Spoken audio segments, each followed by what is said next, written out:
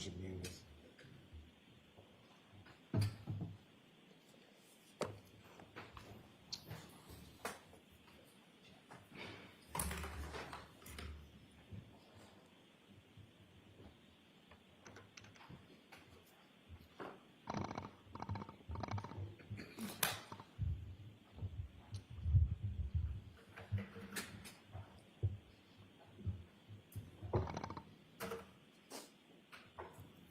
Hear ye, hear ye, hear ye, all persons having anything to do before the Honorable Beverly Cannoni, the Justice of the Superior Court holding in Dedham, within and for the County of Norfolk. Draw near, give your attendance, and you shall be heard. God save the Commonwealth of Massachusetts. This court is in session. Please be seated.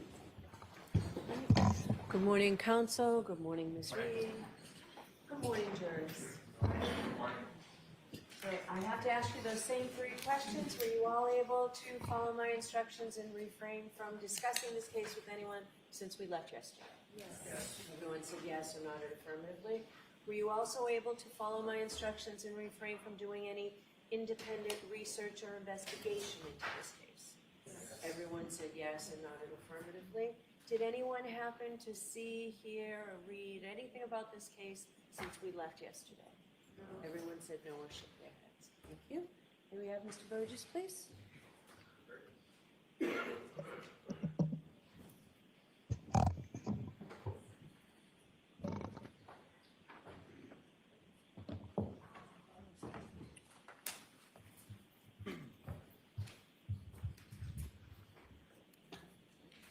So I'll remind you, you're still under oath. Thank you. Good morning. Good morning.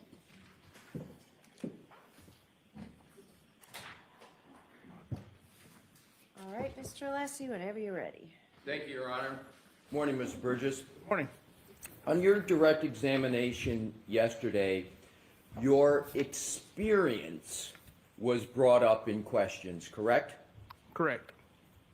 On your direct examination, your certifications were brought up in questions, correct?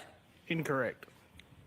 There was no discussion in your direct examination about having certifications in Celebrite and Magnet Forensic Axiom. Did I mishear? No, if I misheard your question, it was, I asked about certifications. I'll repeat it, sir, in case I misspoke.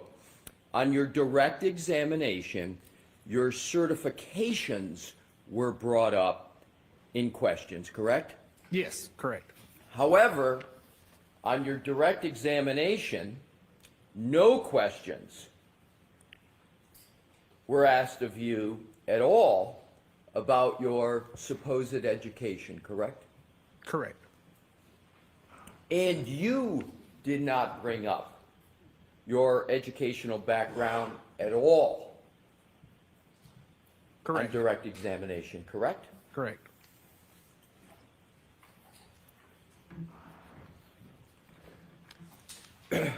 A forensic examiner must prioritize accuracy, correct?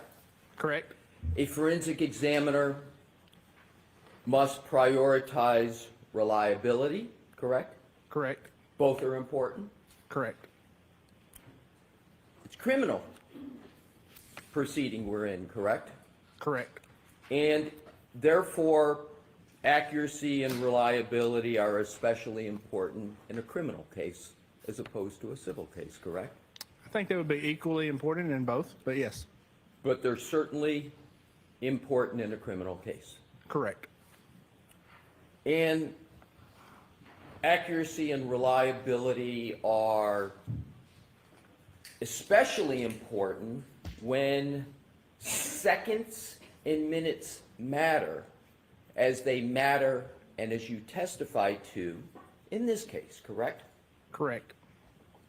You testified yesterday that the events on the timeline contained in your PowerPoint presentation that was displayed yesterday and presented to the jury were accurate, your words several times, down to the second, correct?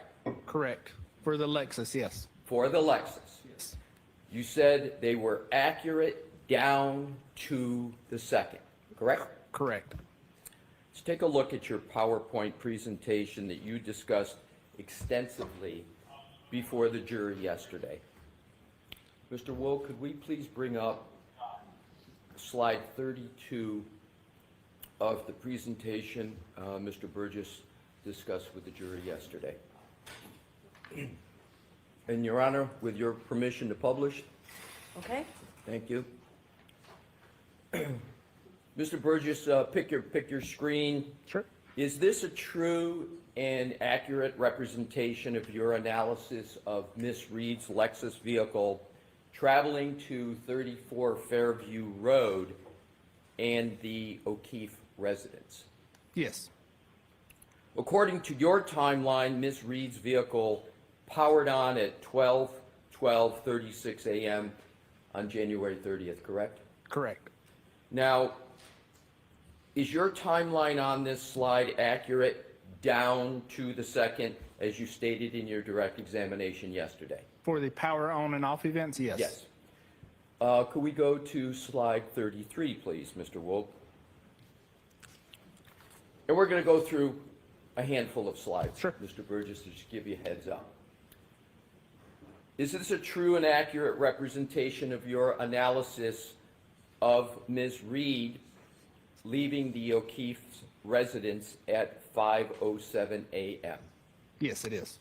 And according to your timeline, Ms. Reed powered on her vehicle at 5:07:46 a.m.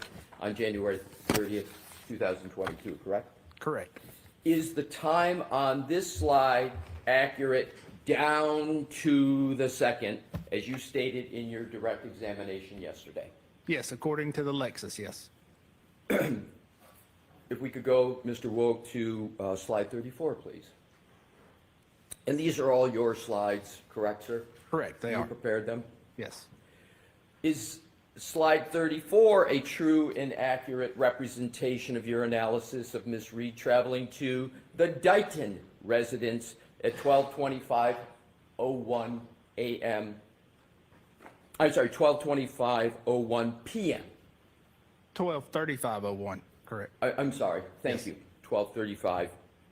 And according to your analysis, Ms. Reed powered on her vehicle to travel to Dighton at 12:35:01 p.m. on January 30th, correct? Yes, that's correct. And is the time on this slide accurate down to the second, as you stated in your direct examination yesterday? Yes. Slide 35, please, Mr. Woog.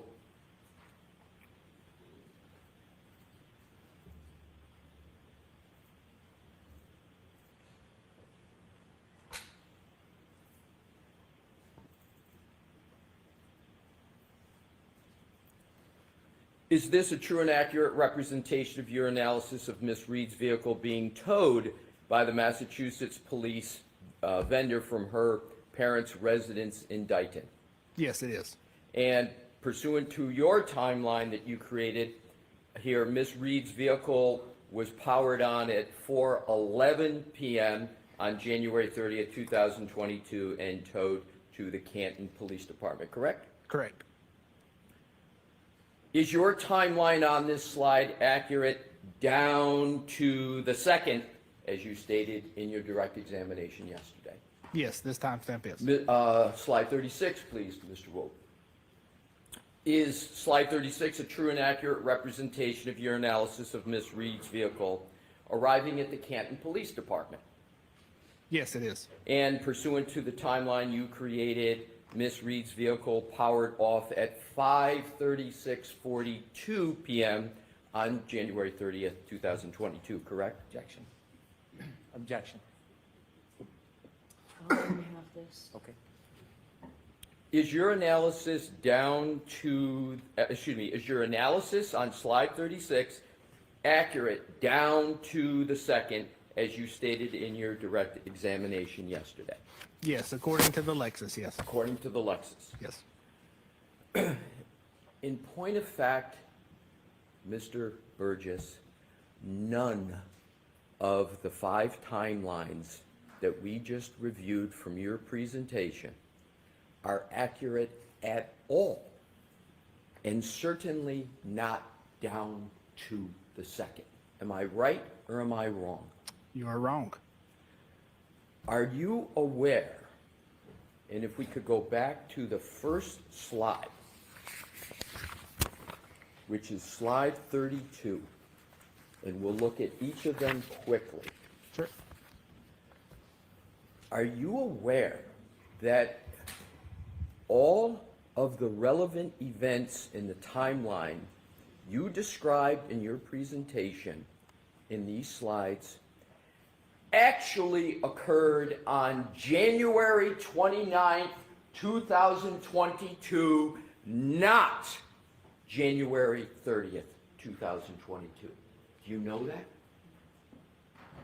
This is January 30th, 2022. That's Or what January 29th, correct. It's January 29th, 2022. And in terms of January 30th, I want to go back and make sure it's very, very clear.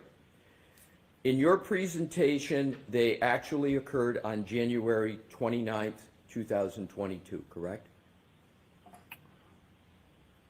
The night of the incident, yes. Can I have a moment, Your Honor, please? Yes. Thank you.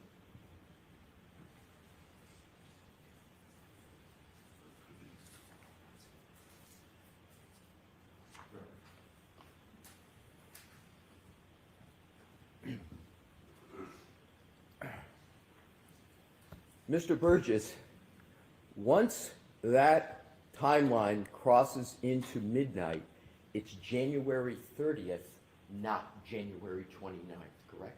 Correct, yes, it is January 30th, yes. So in actuality, these 5 timelines, as you testified to them yesterday, are not accurate down to the second, correct? Because you got the wrong date. Well, parlance, yes, but yes, they are still accurate to the second.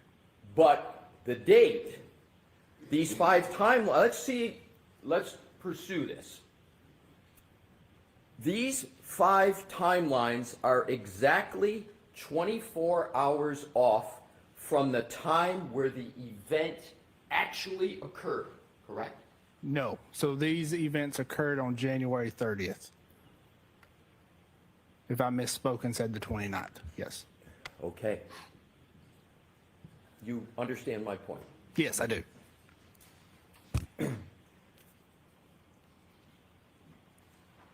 The core basis of your job, your role in this case, is to reconcile time discrepancies, as you say, down to the second, correct? Correct? But your discussion of the timeline on each of these slides, on each of these key events, is incorrect, correct? No, it's not incorrect. So your discussion of the applicable date, you're saying, as you described it yesterday and interpreted this timeline, was correct? Is that what you're saying now? This timeline is correct, But yes. my question is your discussion of it yesterday. If I misspoke and said the 29th, then yes, I misspoke on that, yes. And that was your testimony yesterday, what you spoke about. Yes.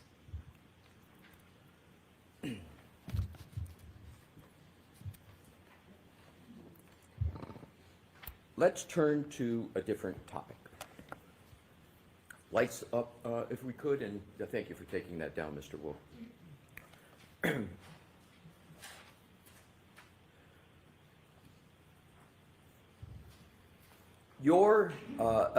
Actually, to mitigate the inconsistencies that you analyzed yesterday between independent clocks, am I correct that your position is that forensic methodology recommends cross-referencing timestamps from multiple sources to identify discrepancies, and when possible, leveraging time anchors, events that contain both a system timestamp and an external physical event, to identify and correct timing discrepancies. Do I have that right? Yes, you did.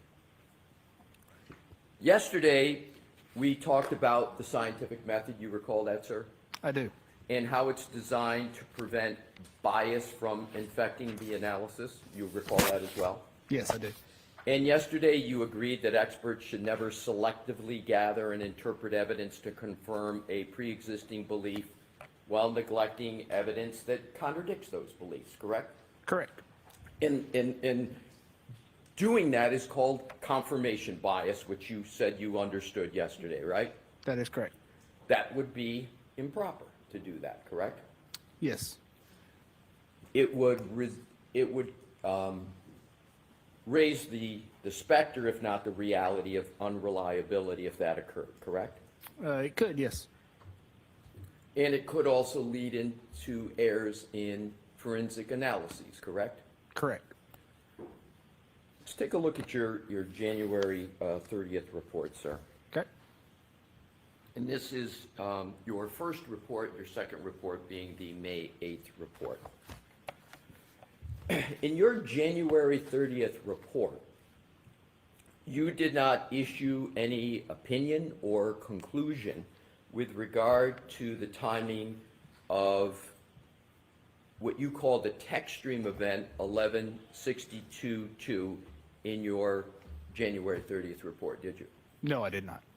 You didn't even mention either the phrase tech stream event or the phrase 1162-2 in your January 30, 2025 report, did you? No, I did not. But in that January 30, 2025 report, you did evaluate the variance between the Lexus infotainment system on the one hand and Mr. O'Keefe's iPhone data on the other, correct? Correct. In fact, in that report, the January 30th report, you compared the call logs on Ms. Reed's Lexus infotainment system with the call logs on Mr. O'Keefe's iPhone in order to evaluate whether there was a variance, correct? Correct. And do I have it correct in your report that it's the position that the timestamp call log data, specifically the recorded calls between Ms. Reed and Mr. O'Keefe, along with the infotainment power event logs, were analyzed for what you called clock skew by cross-referencing them against other independent data sources, right? No, so that would have been comparing the timestamps from Mr. O'Keefe's iPhone with the timestamps from the defendant's Lexus. Right. Correct, yes. Yes, right, to Ms. Reed's Lexus. Correct. And a forensic comparison of these data sets was aimed to identify timestamp discrepancies, correct? Correct. To identify potential clock skew, correct? Correct. And potential clock drift that could impact event reconstruction, correct? Correct. All this stated in your January 30th report, right? Correct.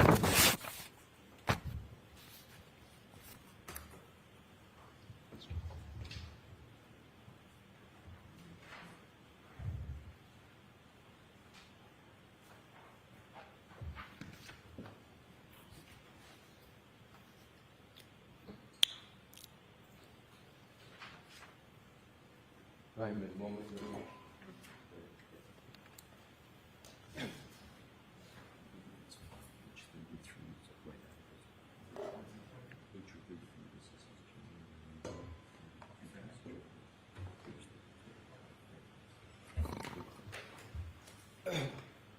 Your Honor, may I have this marked as the next exhibit in order for identification? Yes.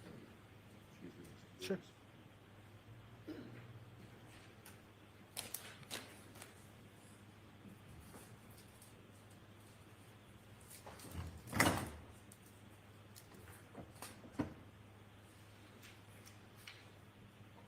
The BBB ID. May I present to the witness, Your Honor? Yes. Thank you. Mr. Burgess, I am presenting to you what has been marked as Exhibit BBB for identification. I'd ask you to take a look at it, sir, and then pick your head up when you've had a fair opportunity to take a look at it. Okay, sure. Do you recognize that document, sir? I do. May we approach, Your Honor? Yes. Thank you. What do you recognize that document to be, sir? Sure. So this is a graph that I put together that is comparing timestamps, call timestamps from the infotainment module with Mr. O'Keefe's iPhone. And is that Exhibit BBB for identification in your January 30, 2025 report? Yes, it is. And did you create that chart that is depicted in Exhibit BBB for identification? Yes, I did. And is that a fair and accurate representation of the information that you discussed in page 33 of your January 30, 2025 report? Yes, it is. I offer Exhibit BBB for identification into evidence, Your Honor. If we can introduce the whole report to put it in Why don't I context as see well. you at Southbound instead of Paul?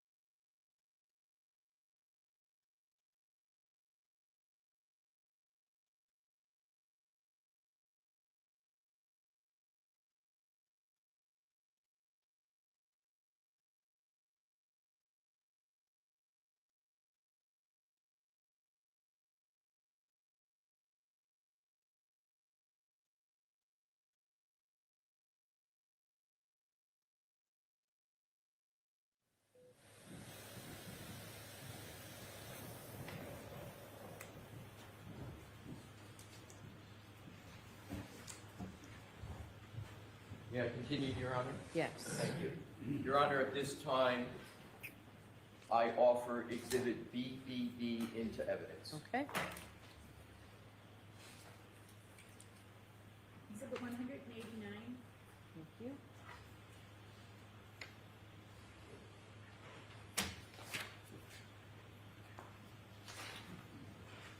They represented to the witness, Your Honor. Yes. Thank you.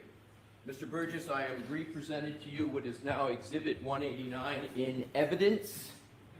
Ask you to, once again, take a look at it, and if you need further time, please take it, sir, and then pick up your head when you've had a fair opportunity to look at that document. Okay. Despite claiming the purpose in your January 30 report of, quote, identifying timestamp discrepancies, potential clock skew, and clock drift, you did not compare the time of the three-point turn between the infotainment system in the Lexus SUV and Mr. O'Keefe's phone, did you? Not at that time, no. Instead, you identified the potential variance by analyzing various calls on the infotainment system of the Lexus versus Mr. O'Keefe's phone, correct? Correct. This data in that exhibit captures a precise moment in time that is easily compared between the two devices, correct? Correct, it does. Mr. Wolk, Your Honor, may Mr. Wolk please publish this exhibit? Okay?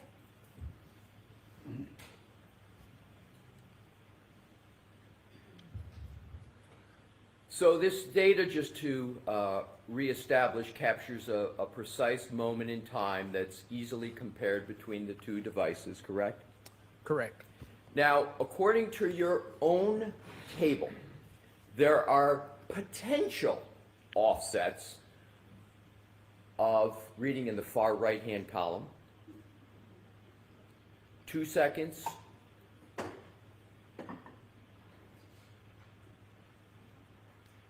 1 second, 2 seconds, 1 second, 8 seconds, 16 seconds, and 21 seconds, correct? Correct. And yet, you failed to apply this variance to the infotainment time on the Lexus associated with the TechStream event 1162.2, correct?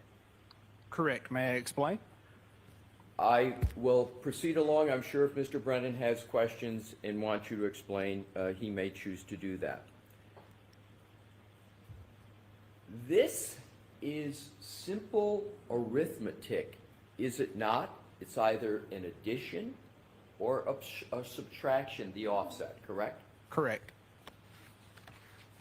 And yet, in your initial report on January 30th, 2025, you did not take that final analytical step, did you? No, because these clock variances do not apply to that time frame. But you didn't take, you know what analytical step I'm talking about, correct? No, I don't. I don't All right. believe so.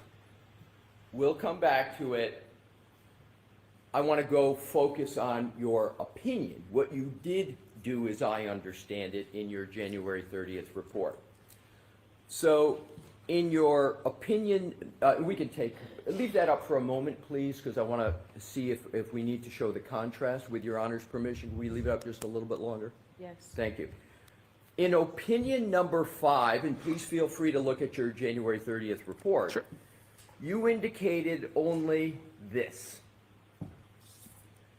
The difference between the Lexus infotainment and Mr. O'Keefe's cell phone ranged between 8 seconds and 16 to 21 seconds during the period between 5:21:36 a.m. and 5:30:31 a.m. on January 29, 2022. Do I have that correct? Yes, between 5:21 and 5:30 a.m. Yes. Now what I'd like to do is, and we can take that down, thank you, Mr. Woke. Let's talk about what information you learned after you issued your January 30, 2025 report. Or at the time of that report, you received and reviewed a copy of a portion of your colleague's slide presentation and report at Aperture, Dr. Judson Welcher, correct? From a presentation by Mr. DeSogra. Yes. Well, correct.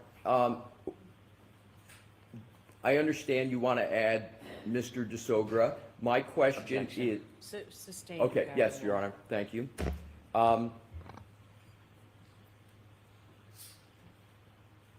I'm focusing on the, what would you like to call it? Do you call it a slide presentation you prefer, Dr. Welcher? Sure, we can. I want we to can call use it- whatever parlance you're comfortable with. His Yeah, slide's fine, yeah. slide. So the slide presentation of Dr. Welcher that he submitted the same day you submitted your report on January 30, 2025. And in that, he analyzed the timing of the 1162-2, what he calls an infotainment event, you call a tech stream event, correct?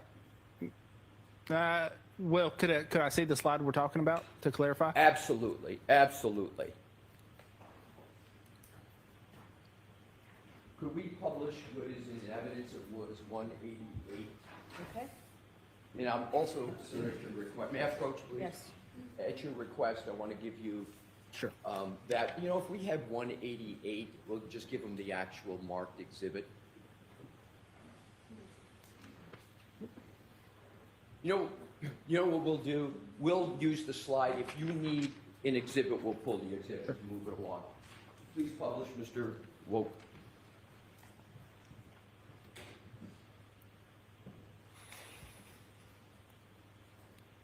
Now, if we could enlarge the text, we don't need the map, so make that as large as you can, please, Mr. Woke, in the relevant portions. All righty. You're aware that according to Dr. Welcher's analysis, as depicted in this slide in evidence, the 1162-2, what he calls an infotainment trigger that you call a tech stream event, right? Correct. The 1162-2 tech stream event occurred at 12:31:38 a.m. on January 29, 2022, correct? Correct. And that's when it began, right? That's when the trigger threshold was met, yes. That's when the trigger threshold was met. Correct. You,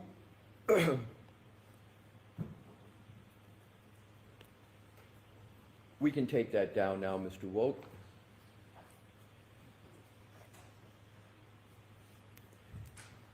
You also testified yesterday that you reviewed Mr. Whiffen, Mr. Ian Whiffen's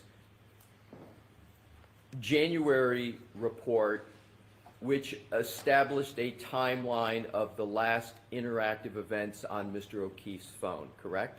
Correct. Your Honor, could we please publish Exhibit 39, which is in evidence? Okay, And we could go to slide 82 and have 83 available, if we can enlarge the applicable sections. And what I'm going to ask you, Mr. Burgess, is to see whether these events are consistent with your memory of what the applicable events are. Do you see the column biometric device unlock with Face ID event at 12:32:04 a.m.? Yes. Now that's after the 12:31:38 a.m. 1162-2 tech stream event that's in Mr. Welcher's slide, correct, that we just saw? Correct. The unadjusted Lexus clock, yes. Timestamp, yes. So, but it's, I'm going to repeat the question. The 12:32:04 a.m. device unlock with Face ID event is after the 12:31:38 and 12:31:43 1162-2 tech stream event that is stated in Dr. Welcher's report, correct? Correct. Now, do you see the lock event which occurred at 12:32:09? Yes, I do. That is also after the 12:31:38 to 12:31:43 tech stream event, correct? Yes, the unadjusted time. That 12:32:09 a.m. lock event is after the 12:31:38 to 12:31:43 range that is stated in Dr. Welcher's report, correct? Correct, from the Lexus clock. So, if we could go back, and we're going to toggle back with Your Honor's permission between these two slides for the next couple questions. If we can go back to and enlarge Dr. Welcher's slide.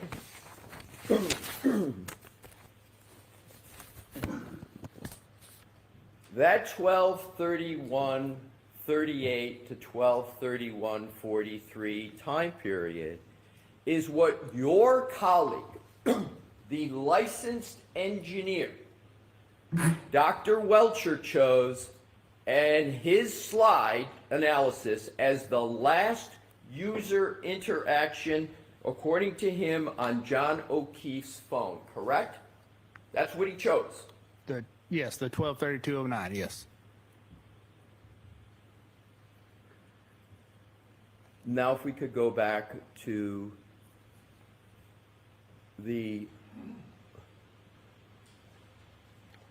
and zero in, please.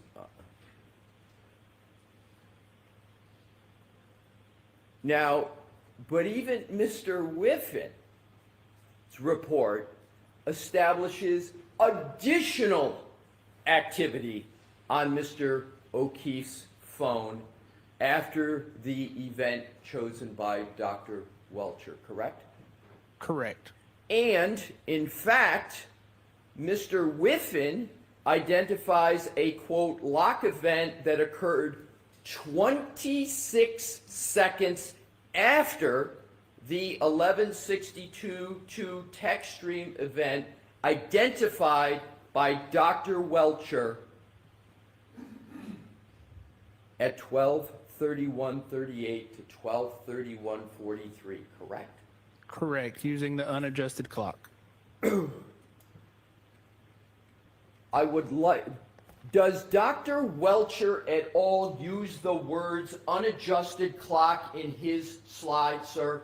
No, he does not. Okay, what I'd like to do is ask you a question about whether, in fact, Mr. Whiffen identifies a lock event that occurred 26 seconds after the 11:62:02 text stream event at 12:31:38 to 12:43, as stated in your colleague's report, Dr. Welcher, the slide presentation. Is that correct? Yes, that's correct. Do you know whether a lock event on an iPhone requires human interaction? Typically, yes, it would. Is it just typically, or does it? Well, it does, and in this case specifically, I believe it was via the lock button. Correct, but this specific instance, the lock, it requires somebody, a human being, to actually press a button on the side, correct? Unless it's auto locking, yes, it requires a button press, yes. Do you have any reason to believe that the iPhone of Mr. O'Keefe had an auto locking function on it, sir? No, as I said, he used the lock button. Right. If we can enlarge that, do you see the end of health event 36 steps that we talked yesterday that was covering a distance of over 84 feet? Do you see that occurring at 12:32:16 a.m.? I don't believe we talked about that yesterday, but yes, I do see Do that. you see it? I do, yes. And that's also after the 12:31:38 to 12:31:43 text stream event identified by your colleague, the licensed engineer, Dr. Welcher, in his slide, correct? Correct. Now, finally, do you see the entry pocket state detected at 12:33:14 a.m.? You see that, sir? Objection. Sustained. Do you know what a pocket state is, sir? I do know what a pocket state is. Do you know when the pocket states occurred on the iPhone of John O'Keefe pursuant to your analysis of his phone? I do not.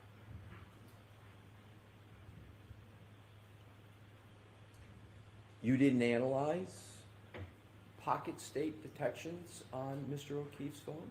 No, I did not personally.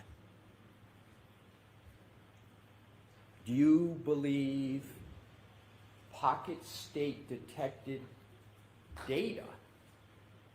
Well, let me just go back and confirm. So you didn't analyze with any source pocket state detection information with regard to Mr. O'Keefe's phone, is that correct? That's correct. So let's go back and summarize for each of the ones you did look at and analyze that you just testified. Every single one of those that we just discussed, those user interaction events, occurred after Dr. Welcher claims a collision occurred as represented in a text stream event of 11:62:2 at 12:31:38 to 12:31:43, correct? Objection. Do you understand, let's, if we can go back please to Dr. Welcher's slide. Highlight the text again, please, Mr. Woke.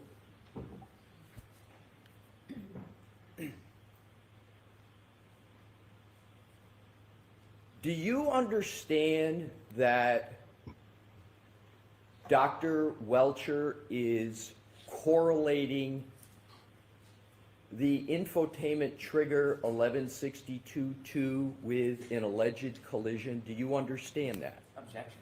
Let's come to sidebar, please.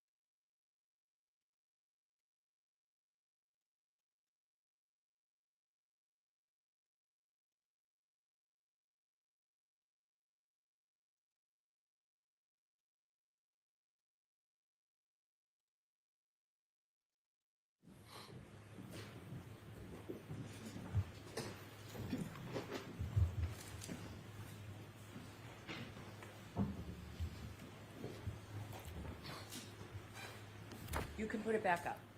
Thank you, Your Honor.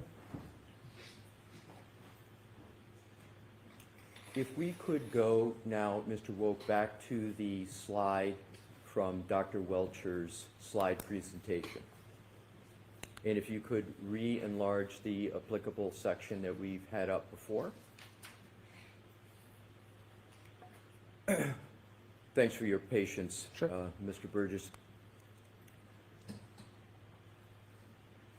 You have reviewed this slide and this specific data in this slide previously, correct?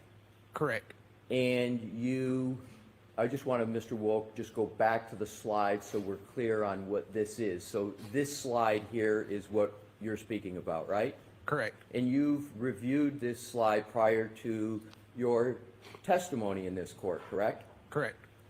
And you considered this slide as part of your analyses that you have performed and testified about, correct? Yes, I have. So, now, Mr. Burgess, I'd like to ask you a question. Every single one of the user interaction events that we talked about, steps, lock, etc., occurred after Dr. Welcher's, what he calls an infotainment event, which you call a text stream event, in the range of 12:31:38 to 12:31:43, correct? I would agree that, yes. So the answer is yes? With the caveat. I'm sorry, I didn't know Sorry. you hadn't finished. Sure. Please finish your answer. Yes, with the caveat that user interaction only applies to the device lock, steps, and the pocket state are not duplicative of user interaction per se. Let's just assume that is the case. Let's then just focus on what you consider to be a user interaction, which is device lock, correct? Correct. And the device lock event that you agree is a user interaction, we could go back to that just so we have clarity. The lock event that you agree is a user interaction occurred at 12:32:09, according to Mr. O'Keefe's phone, correct? Correct. In that 12:32:09 time period, we could go back to Dr. Welcher, it is after the end of the text stream event dubbed as 11:62:2, correct? Correct. According to. And that's sorry. 26 sec, I didn't finish my question, I'm sorry, Your Honor. So go ahead, finish your question. Don't answer, Mr. Burgess, until the complete question. And that event lock, even according to Dr. Welcher's own words in his own slide, occurs 20 seconds after the end of the text stream event 11:62:2, correct? Of the unadjusted clock, yes. May I have a moment, Your Honor? Yes, do you want the lights on, Mr. Leslie? I'm going to keep that up.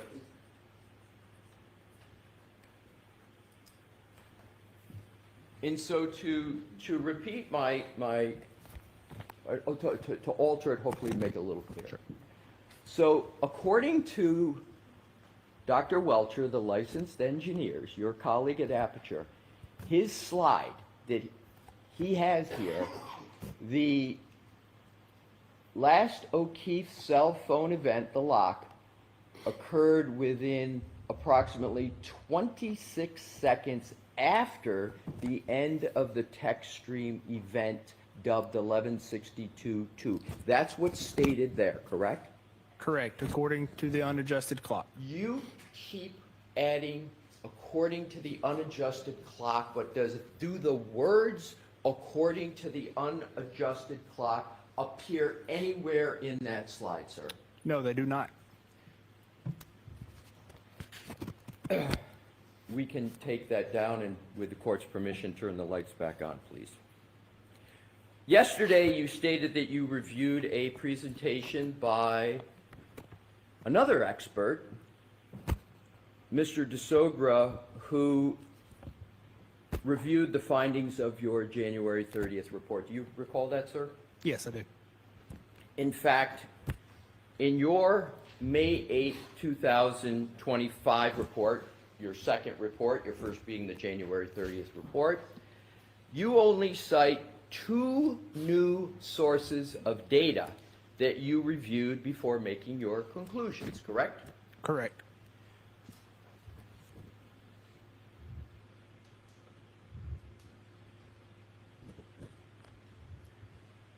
We have a moment, Your Honor. Yes.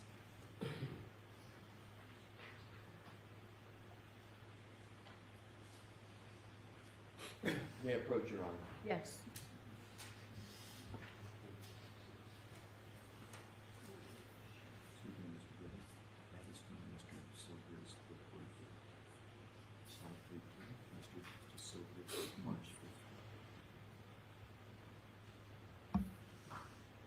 I think it needs to be heard on this as well. All right.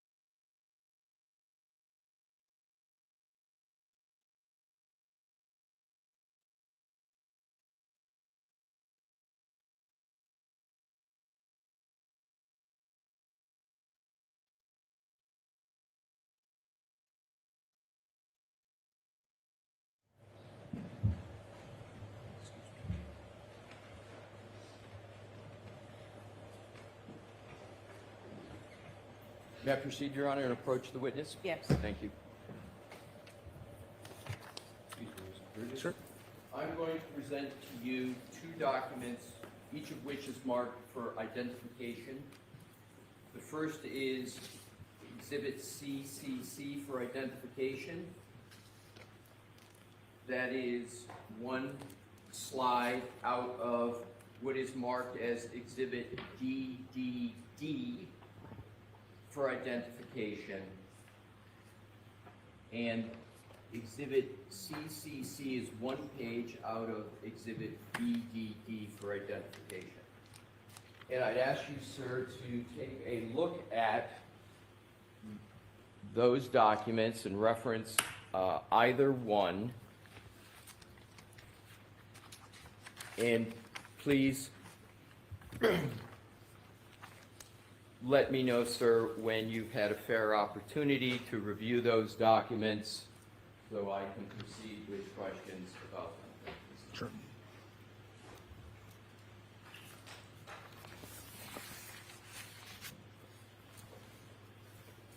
Okay. Sir, can you please read the exhibit designation on the entire slide presentation? On DDD, Pardon me? on D, exhibit DDD, And that's triple D as in David? correct. So in exhibit DDD, is that the March 5, 2005 PowerPoint presentation of Mr. DeSogra that you spoke about extensively yesterday? Yes, it is. And sir, before you came to court yesterday, did you review and consider the exhibit DDD for identification?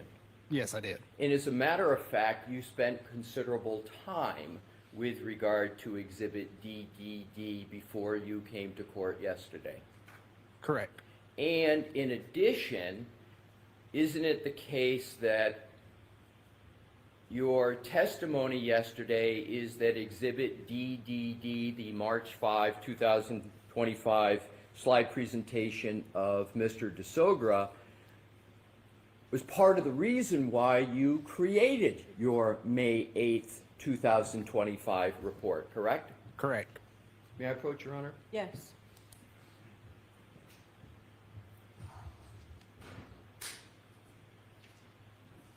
Your Honor, I offer exhibit DDD, exhibit CCC into evidence, and do not offer exhibit DDD at this time. Okay, the witness just spoke of DDD, so why don't you have him just say what CCC is before we put it in? I will do so, Your Honor. Thank you.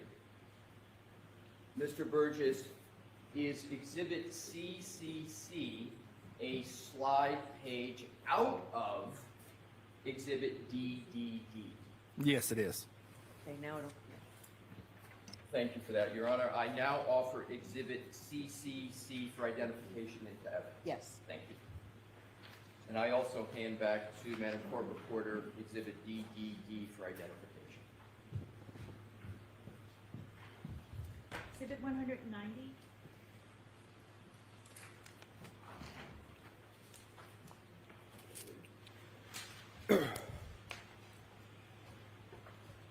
And sir, do you have before you read the three letters, please, just so we're on the same page in that exhibit? Jim, we need this. The That other the one that's in Thank you. the one page? Yes. Exhibit 190? And that's the entitled All Possible Combinations? Yes, it is. So we'll refer to that as exhibit 190, okay? Okay.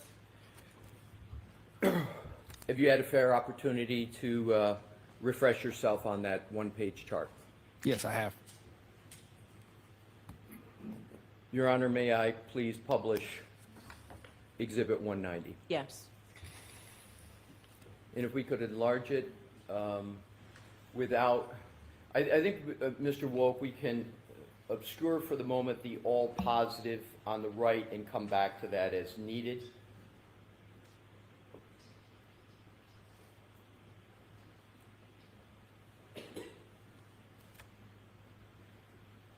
Thank you.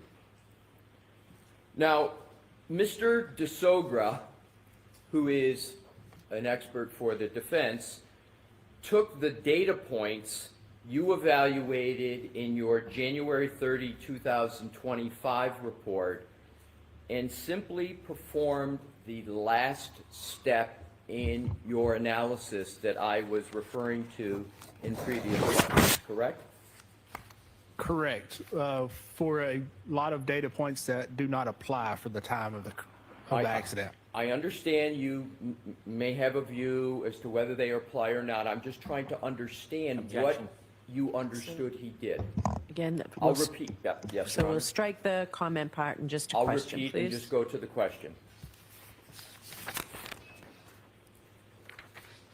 So you understand that Mr. DeSogra took the data points that you evaluated in your January 30, 2025 report and simply performed the last step in your analysis, correct?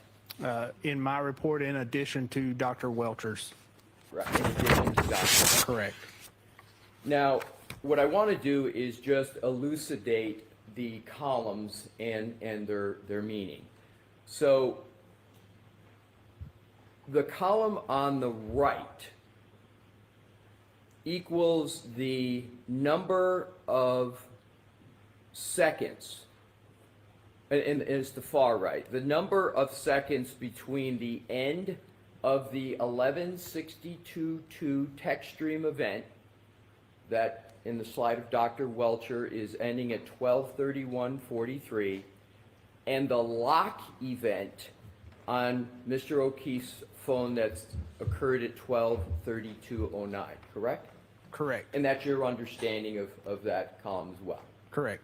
Now, even taking your colleague Dr. Welcher's assumption that the last user interaction on Mr. O'Keefe's phone occurred at 12:32:09 a.m. on January 29, 2022, is Mr. DeSogra demonstrating in this chart that by using the clock variance that you calculated in your January 30 report, there are no circumstances where the trigger event of 11:62:2 occurs before the lock event on Mr. O'Keefe's phone? Objection. After. Sustained, there's one part of your question that needs to Okay. be omitted. In terms of this chart, do you agree that the methodology and application of it of Mr. DeSogra is that Mr. DeSogra took the last user interaction data point of Dr. Welcher in his slide of 12:32:09 and applied the clock variance that you calculated in your January 30th report? Do you agree that that's what Mr. DeSogra did?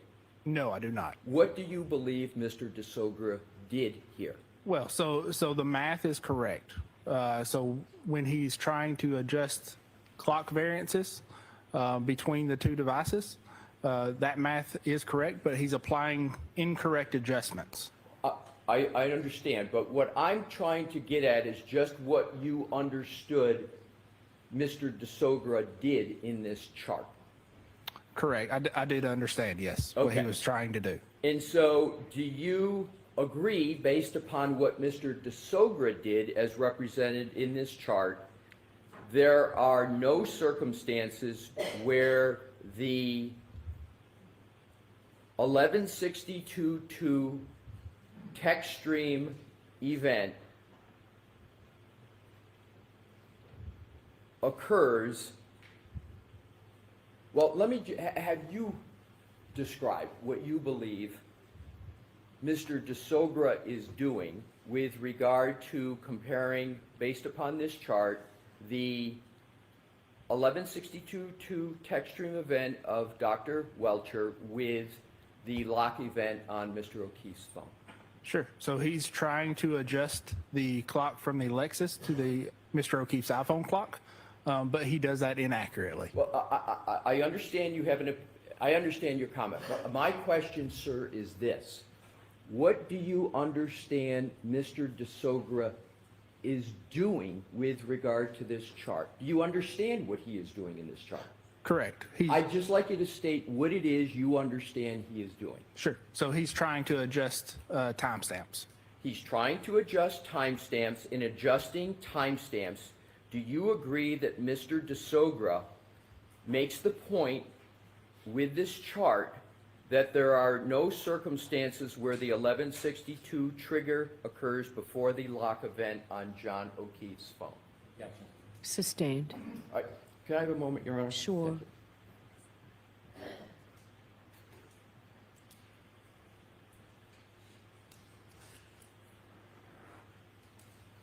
Let me see if I can clarify this in this my question. Do you believe, do you understand that what Mr. DeSogra is doing in this chart is he is showing numerically and arithmetically that there are no circumstances where the text stream event 1162.2 occurs after the lock event on Mr. O'Keefe's phone? Objection. I'm going to allow it in that form. So yes, I understand he's trying to show that. Right. Well, he did more than try. Isn't that what he, by his math, that he is demonstrating? Objection. I'm going to allow that. Yes, but it is inaccurate. I understand. But that's, again, the question is that what he demonstrates using this chart? Yes.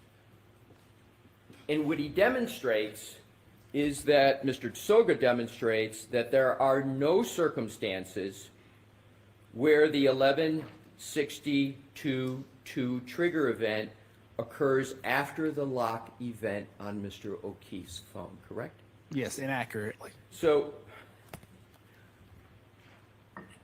I'm asking what Mr. DeSogra demonstrates in this report, and isn't it correct that Mr. DeSogra, using this math, Mr. DeSogra demonstrates and concludes that there are no circumstances where the 1162.2 text stream event occurs after the lock event on Mr. O'Keefe's phone? Objection. I'm going to allow that. Does that demonstrate that? Yes, inaccurately. Okay. So let's. I'm going to move on, Your Honor. I'm going to move on. And this methodology and approach of Mr. DeSogra is simply math that he's using, correct? No, it's not simply math. Well, let's go to the clock variance values in the middle column on that chart. You see that, sir? Yes, I do. Those are, as of March 5 of the date of this, that this column was created, nothing in that middle column is new, is it? That data. Yes, some of that data is new. Well, the source data upon which it is created is not new, is it? No, it is not. All right. So the source data of that column, it's not new. Correct. And the middle column uses your data points from your January 30th report, correct? No, not all of those are. But it does use some of the data from your January 30 report, correct? Yes, it does. Is the reason that you did not take that final analytical step that we've been talking about in your January 30th report, and this is a question, is the reason you failed to take that final analytical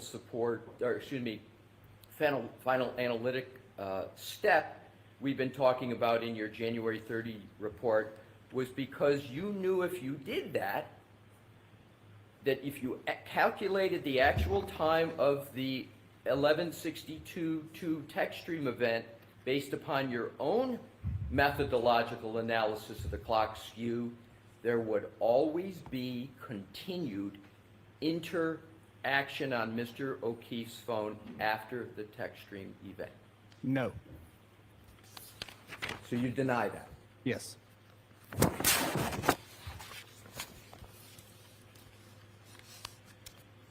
Did you keep your January 30, 2025 report purposefully vague by merely noting a clock skew without engaging in any further analysis, such as tethering that clock skew or otherwise connecting it to the text stream event in Dr. Welcher's slide presentation? No, I did not. Switch to another topic. Take that down. Thank you, Mr. Vogt. After reviewing, and I'm going to identify 3 timelines. After reviewing the timelines, the timelines presented by Dr. Welcher, 1, Mr. DeSogra, 2, and Mr. Ian Whiffen, 3, all of which established that the 1162.2 text stream event occurred before that last user activity, the lock on Mr. O'Keefe's phone. You then decided to issue a new report that would become dated May 8, 2025, correct? Objection. I'm going to allow that. No, so I issued the supplemental report based on that presentation that you just had up. Well, before you issued that report, isn't it correct that you had reviewed the time data of Dr. Welcher in the slide that we've been reviewing? Not before that time, no.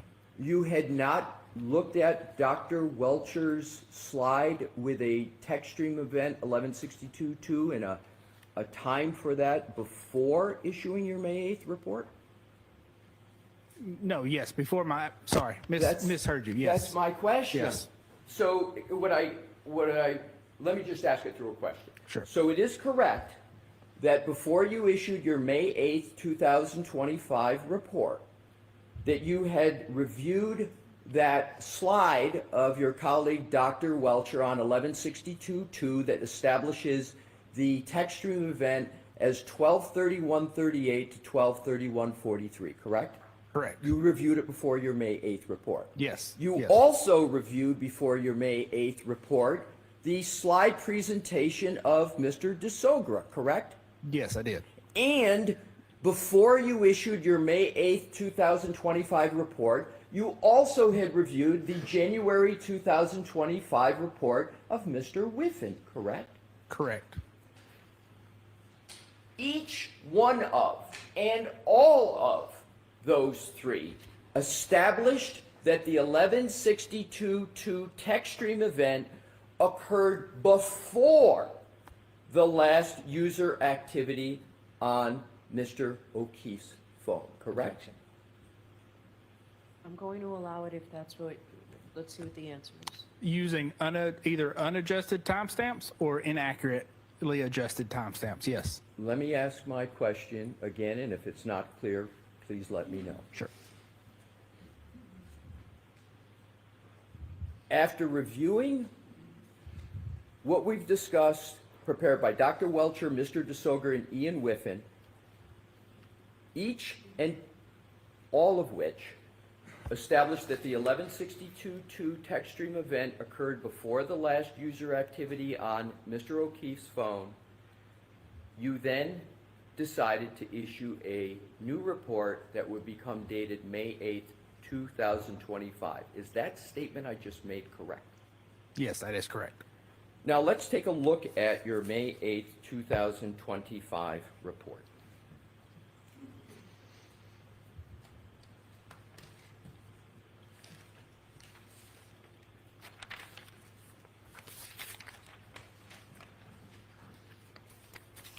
You departed in your May 8th, 2000. Do you have that report in I front do, of you? yes. Do you need a moment to look at it, or are you ready to take No, questions? go ahead. Thank you. You departed from your analysis. Let's start it this way. In this May 8, 2025 report, you departed from your analysis in your January 2025 report to reach a conclusion that would attempt to put the 1162.2 text stream event after human interaction with Mr. O'Keefe's phone, correct? No, I did not depart from my original report. I clarified. Okay, so you didn't depart from it, but you, in your May 8th report, but your position is you clarified it. Correct. But isn't it correct that in your January 30, 2025 report, you did not address at all whether the 1162.2 text stream event occurred before or after the last user event on Mr. O'Keefe's phone, correct? Correct. But you did that in your May 8th report, correct? Correct. You don't call that a change, sir? No, sir, I do not. You call that a clarification. I do.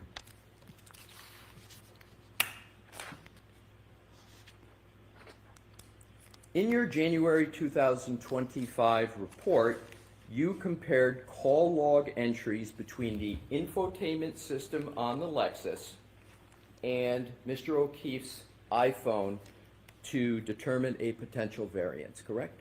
Correct. And call logs are discrete points in time that are fairly easy to compare? Correct. Now, in your May 8, 2025 report, you abandoned the call log analysis from your January 30th, 2025 report, correct? No, I did not abandon it. But you did depart from it, at least in some respects, correct? I did not depart from it. I used another method. Okay. So you used another method. Correct. In your May 8, 2025 report, you opined, as I understand it, that the call log variance has been ignored because, in your words, this offset is measured approximately 5 hours after the time of the alleged collision and cannot be assumed to apply to other timeframes as stated in the initial report. Do I have that right? Yes. Now, please show the jury, in your January 30 report, where you ever made that statement.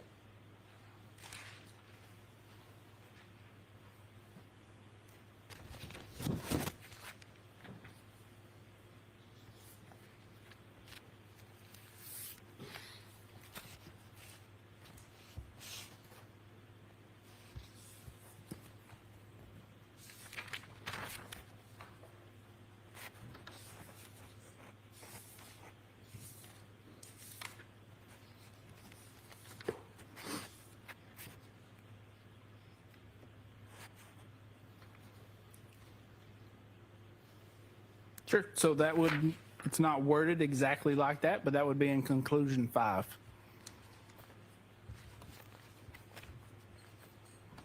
And conclusion number 5 is on page 37 of your January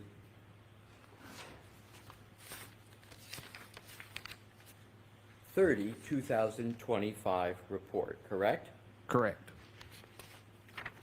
And you concede at least as much that at least different words are used in paragraph 5 in your January 30th, 2025 report, correct? And your position is that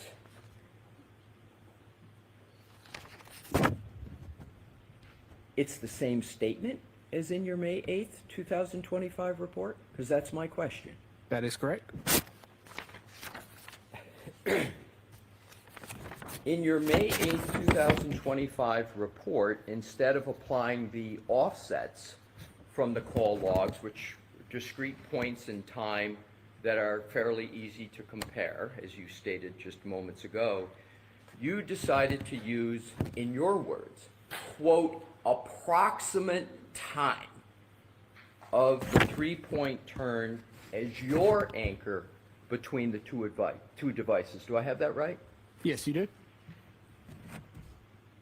Isn't what you did and we just discussed a classic example of confirmation bias, which is to be avoided in science? No, it is not. So you believe that that is not confirmation bias? No. Choosing the three-point turn as the independent data source is the only way you could ever get the text stream event to even possibly occur after the lock event on Mr. O'Keefe's phone, correct? That adjustment is the only adjustment that can be applied due to the data. Yes. And that adjustment is the only thing that can be done to get the text stream event 1162.2 to occur after the lock on Mr. O'Keefe's phone, correct? Correct. And that only one is the one that you chose, correct? Correct. And that's only because it's not a pinpoint in time. It's an amorphous range that can only, in your words, be approximated, correct? No, that is because it is the only time adjustment in that time range that can be applied. So it's your view that that's the only one that can be applied, but it is even what you're using is, in your words, an approximate time, correct? Correct. Isn't the shortcoming, sir, in your analysis that you ignored the additional user activity on Mr. O'Keefe's device that occurred after the lock event? Can you repeat that question? Yes, I can. Isn't the shortcoming in your analysis, sir, that your analysis ignores the additional user activity on John O'Keefe's device, his cell phone, that occurred after the lock event? No. Well, let's take a look at events that, you tell me if I'm correct or not, occur after the text stream event 1162.2. Sure. So do you recall our discussion yesterday about the Apple Health data event of 36 steps covering a distance of over 84 feet? Do you recall that? Yes, I do. And do you recall that that occurred at 12:32:16? Yes, I do. And that's after the text stream event of Dr. Welcher that he put in his slide, correct? Correct.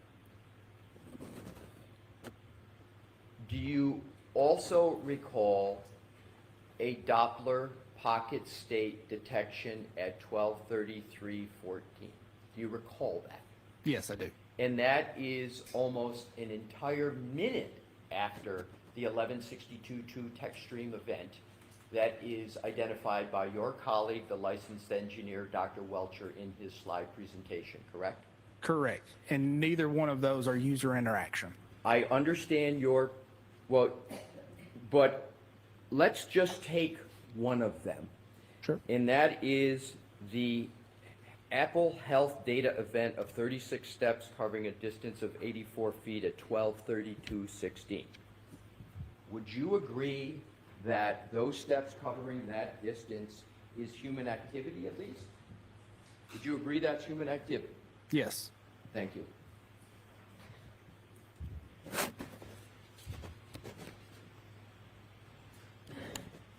Let's take a look at opinion number 7 in your initial January 30th, 2025 report. And sir, tell me when you had a fair opportunity to locate that. Okay.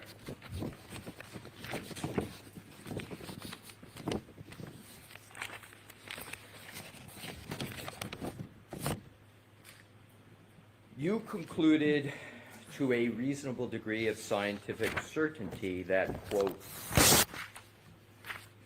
the infotainment module power on events were on average recorded 3 seconds after the ignition release or finger off, correct? Correct. That means that your own testing requires an offset of -3 to account for a delay in the power on of an infotainment system, correct? Correct. That increases the time between the text stream event 1162.2 and the iPhone lock event by 3 seconds, correct? Correct. You testified about this same 3-second discrepancy yesterday during your direct examination in connection with your January 30, 2025 report, correct? Correct. However, you did not mention this offset of 3 seconds in your May 8th, 2025 report, did you? No, I did not. Can I explain? Mr. Brennan may have questions for you with regard to that. So nowhere in your May 8, 2025 report did you include the 3-second offset that you discussed in your January 30, 2025 report, did you? Correct. And in fact, sir, nowhere in your May 8th report do you even discuss why you're not addressing that 3-second, do you? I do not discuss it, but it is, that offset is adjusted within the adjustment that we do with the 3-point turn. I understand. My question is simply, there's no discussion in your May 8th, 2025 report how or why you're not discussing that 3-second offset, correct? Correct.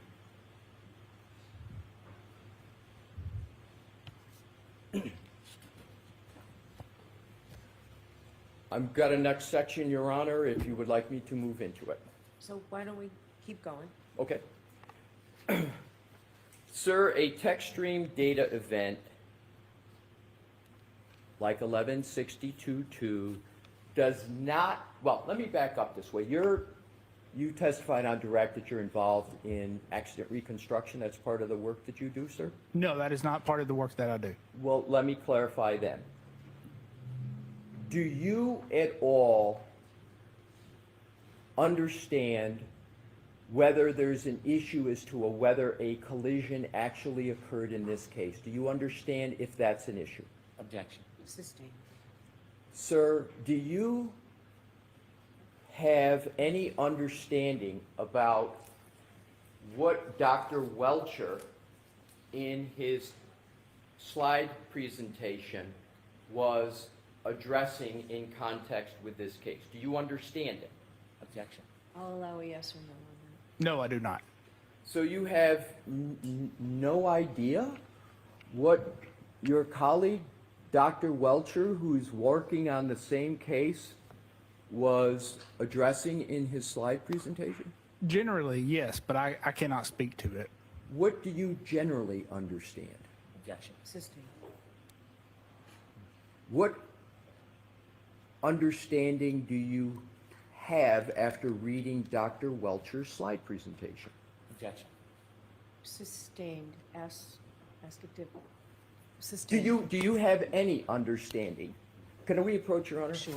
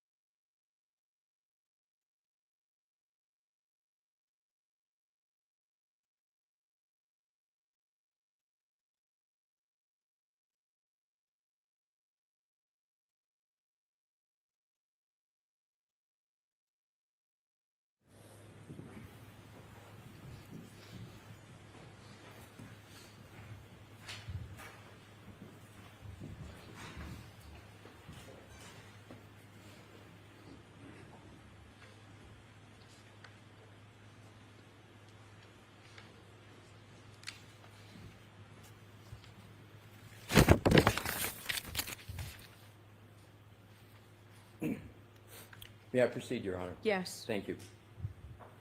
Thanks for your patience, Mr. Yes, sir. Burgess. I would like to go back to the line of questioning I was starting, and that is, I would like to discuss with you, and I'll start with your conclusion, and I'm going to reference your May 8th, 2025 report, sir.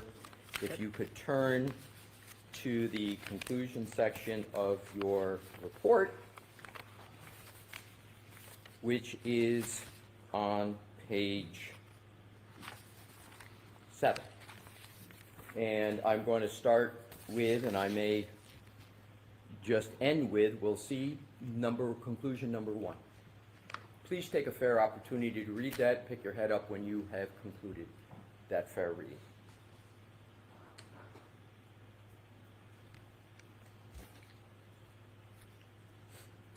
Okay.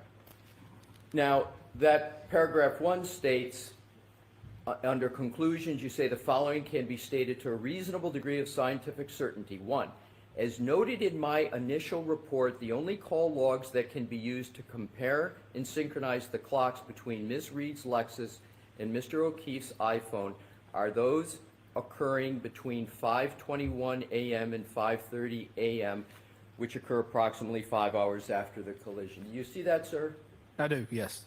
Now, what I'd like you to do is to go back in your report. Same report? Yes, sir, same report, May 8th. And I'd like you to turn to page 3. Okay. And if you could go to the 4th full paragraph that begins with 2 events near the time. And let me know, sir, when you're there, and if you could read that paragraph, pick your head up after you've had a fair opportunity Okay. to read it.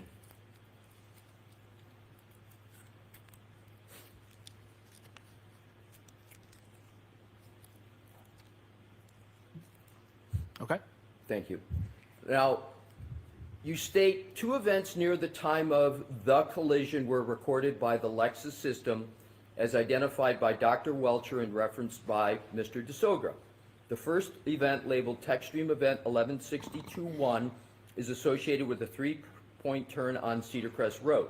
The second event, labeled Techstream Event 1162-2, is associated with a reverse maneuver on Fairview Road. These events will be referenced below for clock synchronization analysis. The timestamps associated with these 2 events are based on a combination of the Lexus infotainment power on event and Techstream time count. Did I read that correctly, sir? Yes, you did. So in the same paragraph, am I correct that you're discussing a couple of Techstream events, 1162-1 and 1162-2? Yes. And you are talking about that Techstream event in the same paragraph as you're talking about an alleged collision, correct? Correct. And in your paragraph of your conclusion that we were referencing, conclusion 1, is this paragraph part of the basis for that conclusion 1? Is this sort of like some predicate analysis for conclusion number 1? No, no, it is not. So it has no, your view, it has no relationship whatsoever to conclusion 1. No, correct. So let's go to your discussion of a collision and a Techstream event. Let's go back to paragraph 3. You see, you mentioned the word collision in paragraph 3, correct? I do not. Where are I'm you? sorry, I just had paragraph 3. I meant page 3, sir. Page 3. Yes, page 3. Yes. Page 3, that paragraph we were just looking at, paragraph 4. Yes, sorry. Yes, I do see You collision. see the word, use of the word collision. Yes.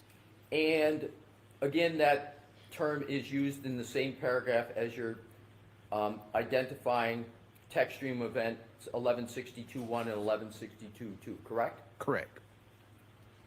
Where did you get the basis to use the word collision at that part of your report?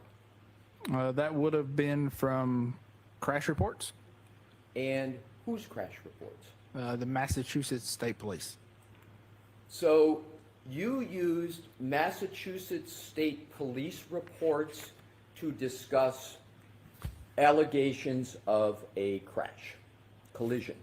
Yes. Do you state anywhere in your May 8th report that you used those reports at all? Do you list it in your references? No, not in this report, no.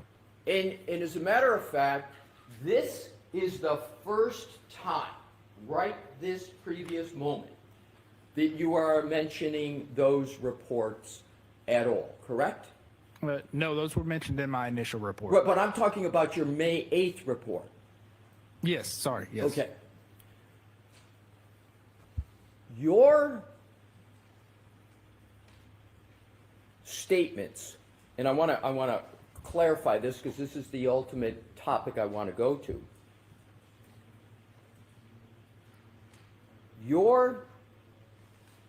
It is not your conclusion that every text stream data event means that there is a collision. Do you, sir? No, that is not my conclusion. So isn't it correct that you can have text stream events and they're not collisions? Yes, you can. And isn't it a fact that a text stream event, sometimes called a trigger event, is not like an airbag type deploying, correct? They're just, and we're going to get to this later, it's just something that happens with a Lexus vehicle that can cause the vehicle to register a text stream event, correct? Correct. And some people refer to text stream event as a trigger, correct? Correct. But there's many things that can happen with a vehicle that can cause a trigger, correct? Correct. We will come back to that. So you would agree, again, that a text stream trigger event does not mean that there was a collision, correct? Correct. A text stream data event doesn't mean that airbags were deployed, correct? Correct. A trigger data event doesn't mean that there was a vehicle impact, correct? By itself, no. By Correct. itself, it doesn't mean, correct? Correct. A text stream data event merely refers to Lexus's practice of capturing real-time data from applications databases and not devices and transporting that data for immediate processing and storage or for real-time analysis and analytics reporting, correct? I don't think I understand your question. If you could rephrase. Sure. A text stream event merely refers to Lexus's practice of capturing real-time data from applications and databases. Is that correct? I would not call it applications and databases, no. What would you call it? So from various sensors or other modules on the vehicle. Okay, so it's Lexus's practice of capturing real-time data from various sensors and modules on the vehicle, right? Correct. Why don't we stop here, Mr. Lessie? Yes. Okay. Folks, we'll take our morning recess, so it's 20 minutes. All rise, please. Close your notebooks.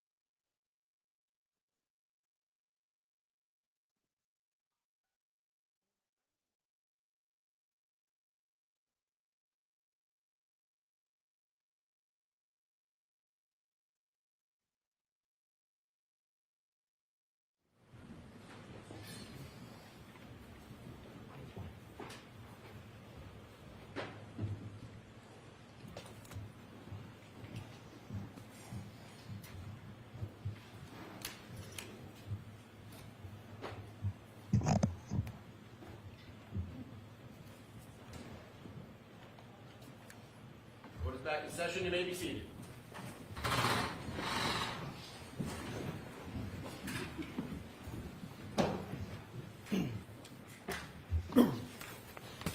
All right, Mr. Lessie, whenever you're ready. Thank you, Your Honor. Mr. Burgess? I'm going to pick up, sir, where we left off. A text stream trigger event does not automatically mean there was a collision, correct? Correct. A text stream data event does it without more mean an airbag deployed, correct? Correct.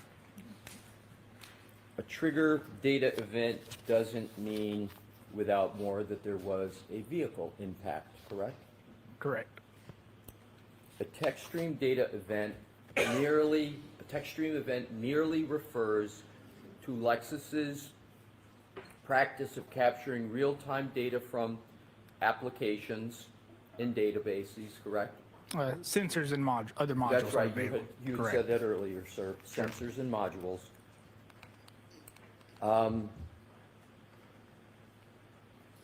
You reviewed the raw text stream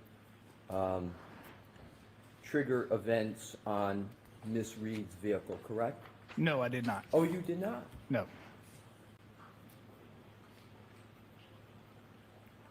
Do you understand whether, do you have an understanding whether Mr. DeSogra reviewed those events in his March 5, 2025 report? I do not. So you did not review the raw data for text stream trigger events on Ms. Reed's vehicle, and you did not therefore perform any analysis of that data as you sit here today, correct? Correct. Outside of what Dr. Welcher provided.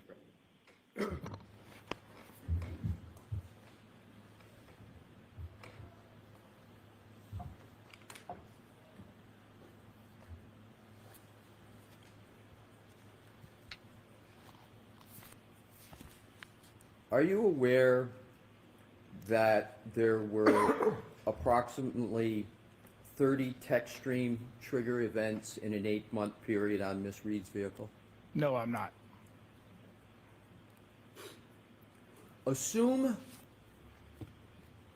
the data shows that in the mere 8-month period that Ms. Reed owned her vehicle, the Lexus in question, there were 30 text stream trigger events. Assume that. You would not conclude that there were 30 collisions in that 8-month period, would you? No, I would not. Would you agree, sir, that there were actually 2 triggers on January 29th? Yes. And the first trigger that you referred to of 1162-1, that was not a collision, was it, sir? Without reviewing the data, I don't know. Well, as you sit here today, you have no basis to state that the 1162-1 trigger was a collision, do you? No, I do not. And in fact, didn't you refer to that as a 3-point turn? I did, yes. And you didn't mention in your direct testimony when you talked about the 3-point turn anything about a collision, did you? No, I did not. And as you sit here today, there's no fact or data that you have to conclude that there was any supposed collision associated with that 1162-1 3-point turn trigger event, correct? Correct.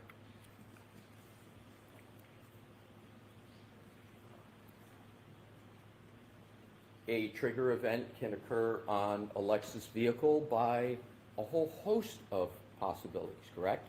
Correct. You could maybe slam on the brakes and cause a trigger event. That is one possibility. Yeah. You could have just unusual driving. You could be going at a speed or doing something else that has nothing at all to do with a collision, correct? That is correct. And in fact, there are almost countless events that can occur that can cause a trigger event in a Lexus vehicle? So I don't know the exact count of what type of triggers there are, but yes, there are There are a many. number. Yes.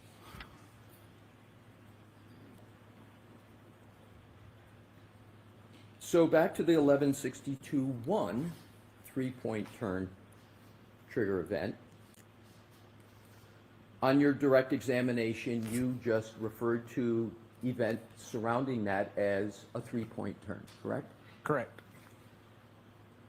And yet that three-point turn registered as a trigger event, right? Correct. Are Lexus SUVs trigger happy? I do not know, sir. As you sit here today,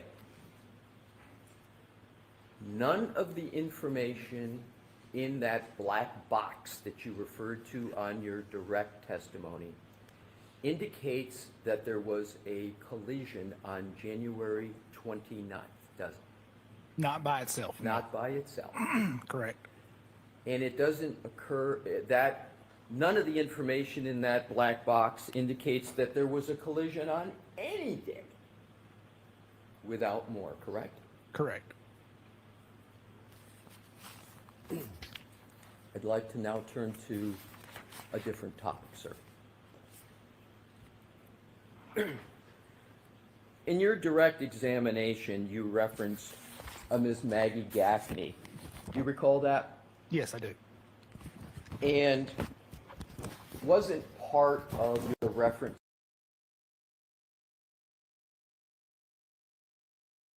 that she did with respect to the Lexus SUV? Yes, it was.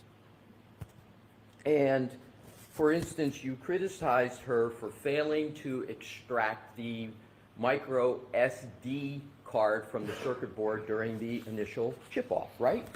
So, sure. So I did criticize for not identifying the micro SD card and subsequently not downloading it. Yes. And on direct, you even tried to lay at her footsteps, if you will, your bits, bytes misinterpretation on her by claiming that you assumed, quote, a competent expert, close quote, would not have overlooked a relevant chip, so you became confused how there could be data missing. Is that a fair characterization? No, it is not. Did you at all try to use as a justification for your misunderstanding of bits and bytes that it was her work? Her word? you Her say? work. Her work. Yes, her work. So it was the, overlooking of the SD card. Yes. Right. So you did try to lay at her footsteps part of the reason why you misinterpreted the bits and bytes that we discussed yesterday. Is that correct? No, that is not correct. Okay. So you would agree then that the bits and bytes misinterpretation that you and I discussed yesterday had nothing to do with the work of Ms. Gaffney, correct? So in part, but that was my mistake. Yes. All right. I'm trying to understand which is it.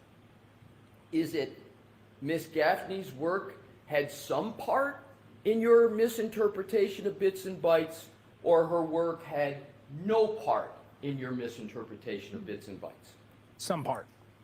So you do attempt to lay some blame on Ms. Gaffney for your misinterpretation of bits and bytes, correct? No, I'm not trying to blame anyone. Okay. In your January 30, 2025 report,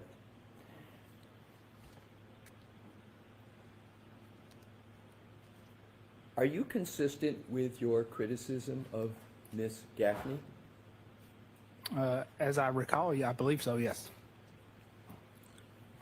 In fact, you yourself provided the explanation for why the micro SD card was not extracted during the original chip-off, didn't you? Yes, that it was overlooked. Right. Yes. So if you could please turn to page 5 of your January 30, 2025 report. Okay.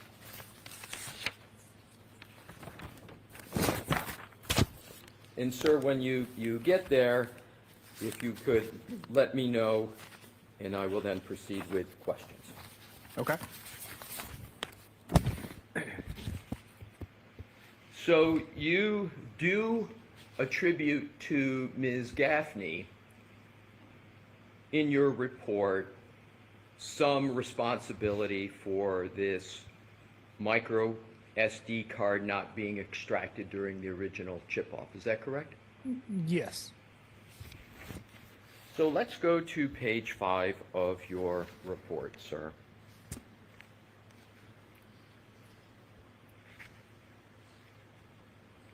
And bear with me, I want to get you the exact location.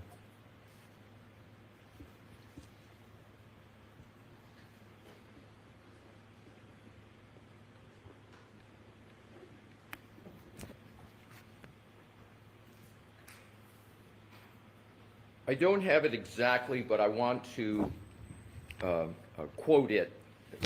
Your Honor, may I have a moment to get the exact quote? Sure. Thank you.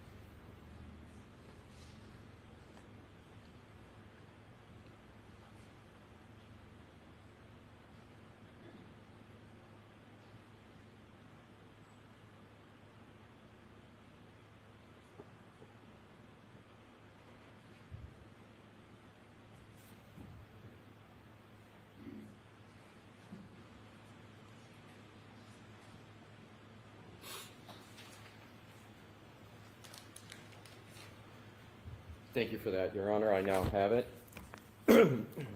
Mr. Burgess, if you could turn to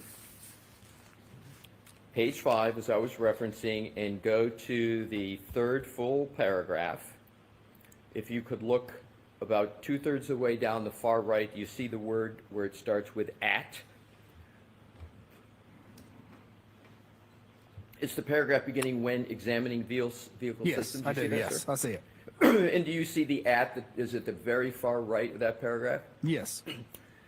So it says, at the time of the incident, Burla, and Burla is what? Can you read? Burla is a company that offers and develops forensic hardware and software for vehicle modules. Right. So at the time of the incident, Burla did not offer support for the infotainment and telematics modules removed from the Lexus, but have since released updated software indicating similar modules are supported via in-vehicle acquisition. According to Burla, currently, there are 2 known and documented modules within the vehicle that have the capability to store data. The infotainment module removed from Ms. Reed's Lexus is consistent with the MMU documented by Burla and has been identified as containing an internal micro SD card not acquired during the initial chip-off acquisition by Ms. Gaffney. Did I read that correctly? Yes, you did. So as you stated, Burla is the organization that you described, which for the purpose you did, I'm not going to repeat it on direct examination. If I could sort of put in layman's terms and see, you tell me if this is correct. Where to make it easier for non-technical people, as you put it, to extract data from a vehicle, correct? Correct. You describe in your January 30, 2025 report that at the time of the initial chip-off, Burla did not provide support for the information contained on the micro SD card, correct? No, so I think you're misreading that last sentence, and I can clarify. Can you read the last sentence, sir? I can.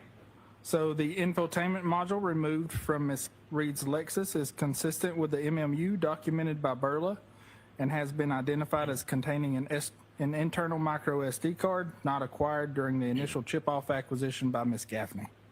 So my question is, did or did not Burla, at the time of the initial chip-off by Ms. Gaffney, provide the technical support to address the information contained on the micro SD card? No, Burla did not and does not. Good, that I wanted to. That was my identifier of the micro SD understood. card. Correct. So it was not until after the initial chip-off that Ms. Gaffney participated in that Burla updated their software to be able to identify the types of data, for Burla software to be able to identify the types of data contained within the micro SD card on the Lexus circuit board. Is that correct? No, that's incorrect. So Burla didn't do anything new after the initial chip-off with its software? Sure. So Burla released new software after the initial chip-off that addresses being able to download software via the infotainment module while it's in the vehicle. So that involves plugging a USB in to the vehicle and downloading data. That does not address the micro SD card on the circuit board itself. And Ms. Gaffney did not have, at the time of the initial chip-off, that updated Burla software, correct? Correct. Okay, thank you, sir. Appreciate your questioning. Thank you for answering my questions. That's all I have at this time, Your Honor, but I have a bit to pack up, so Mr. Brennan can have a clear podium. Go right ahead. Thank you.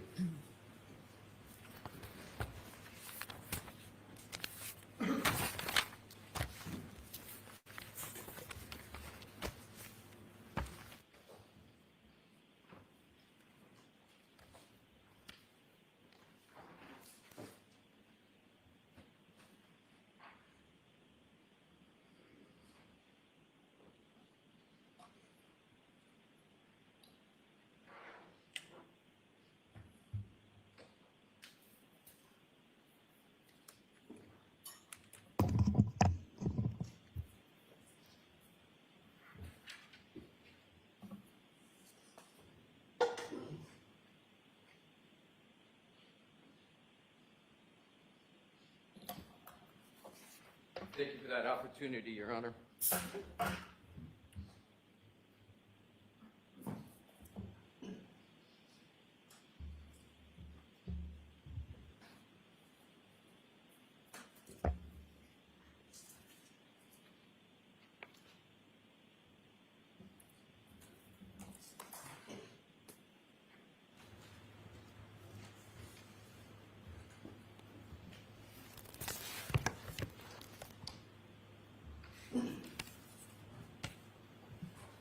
Good afternoon. Good afternoon.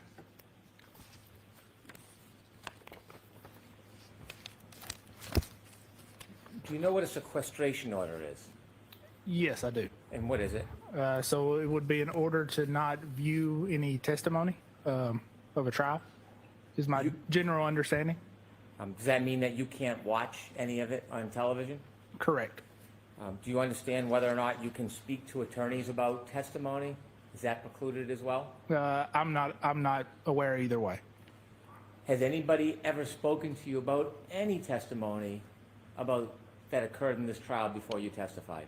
No, they have not. Have I ever discussed, intimated, or suggested any information whatsoever to you about arguments, testimony, or anything about this case as it's ongoing? No, you have not. Do you follow the rules, sir? Yes, I do. Have you followed them in this case? Yes, I have. When you gave your opinions and you've testified, do you have any information or knowledge about this trial as it actually occurred until the point when you testified? No, I do not. You were asked some questions about your CV. A CV is a resume? Yes, it is. Okay. And you were asked about a LinkedIn account. Yes, I was. Is your LinkedIn account different than your CV? Yes, it is. And in this case, when did you learn that your LinkedIn account was wrong or had not been updated? When was the first time you learned that? That was yesterday. When you started your LinkedIn account, do you remember when it was you set it up? I do not. It would have been maybe 10 years ago or more. Do you routinely update your LinkedIn account? No, I do not. When you set up your LinkedIn account, the section where it asks for education, whether graduated or ongoing, do you remember filling out that section? I don't particularly remember filling it out, but obviously I did at some point. When you were asked about Aperture's website, how many experts are associated with Aperture? I could give you a rough number between 80 and 100, How many offices? 15 or so. Are you involved in the website design or content? No, I'm not. Do you know if Aperture gets the information from their website directly from LinkedIn? I don't know where they get all of their information from. Did you ever weigh in or develop your information that was on Aperture's website? No, not on the website. You do provide CVs before you come to court, don't you? Yes, I do. In this case, you were asked by the defense, when you provide your CV, do you understand that it's going to be reviewed by whoever requests it, the Commonwealth or the defense, Yes, I do. and that it will be shared with both sides in the court? Yes. In fact, the first time you provided a CV in this case, was it October 11, 2014? Objection, Your Honor. So the leading nature sustained. Do you remember the first time you provided a CV in this case? It would have been around October What year? of 2024, sorry. And when you provided that, was it as an exhibit to something? Yes, if I recall, it was as an exhibit to the initial protocol that I sent out. And when you submitted that CV, did you appreciate whether or not it would be part of a court filing in public? Yes, I did. If I could have exhibit 183, please.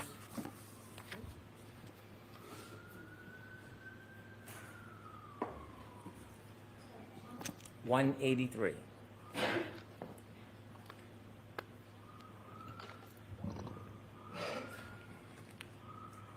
You could enlarge the top section.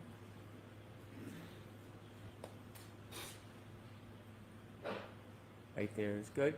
And sir, when you provided this CV to be filed with the court and made public, did you indicate that you had obtained a bachelor degree? No, I did not. Why did you put currently pursuing? Because I am currently pursuing a bachelor's degree. And did you understand your CV was received by the defense and they knew this? Yes, I do understand that. Subsequently, you were asked to provide an updated CV in April 2025? Yes, I was. Did you do that? I did. And can we have exhibit 184?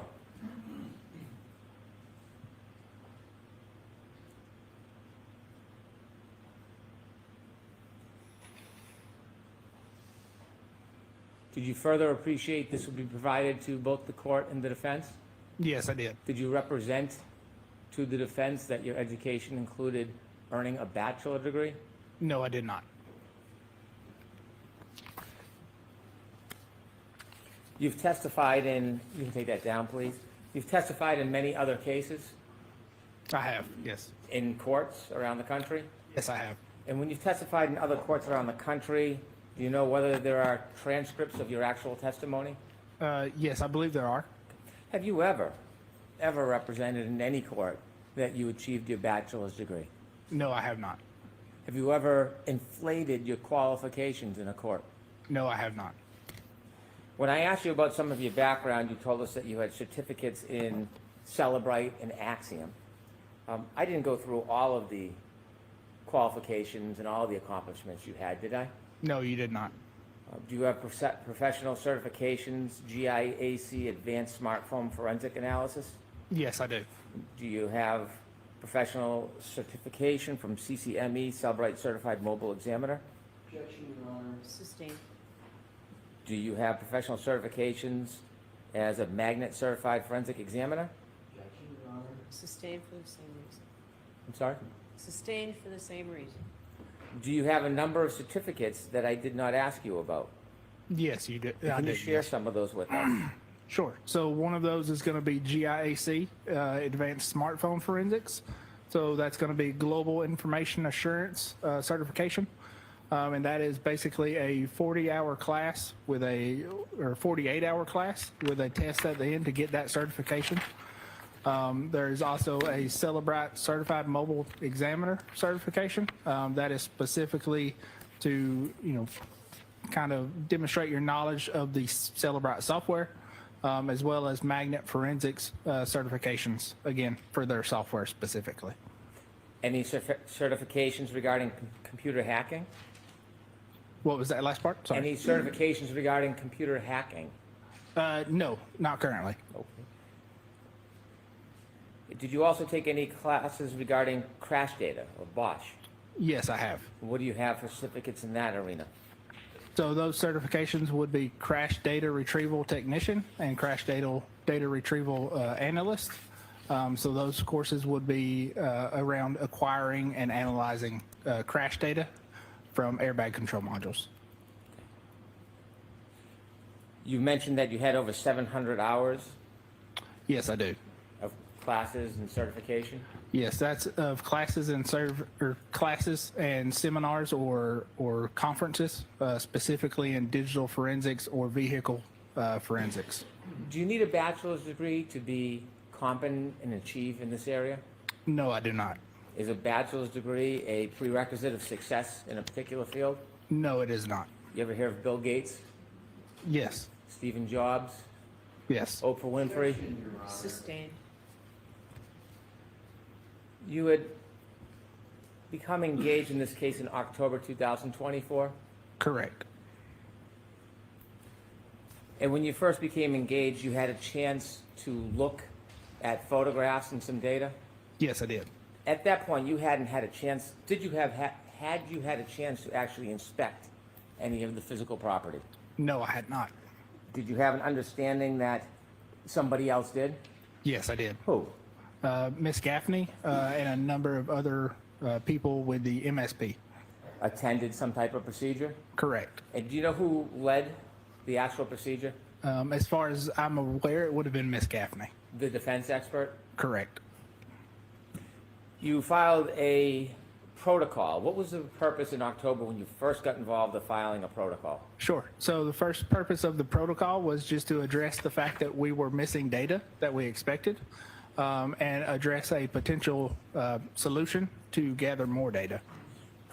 Without having looked at the physical property, the actual boards, how did you conclude simply on data and photographs that there was missing data?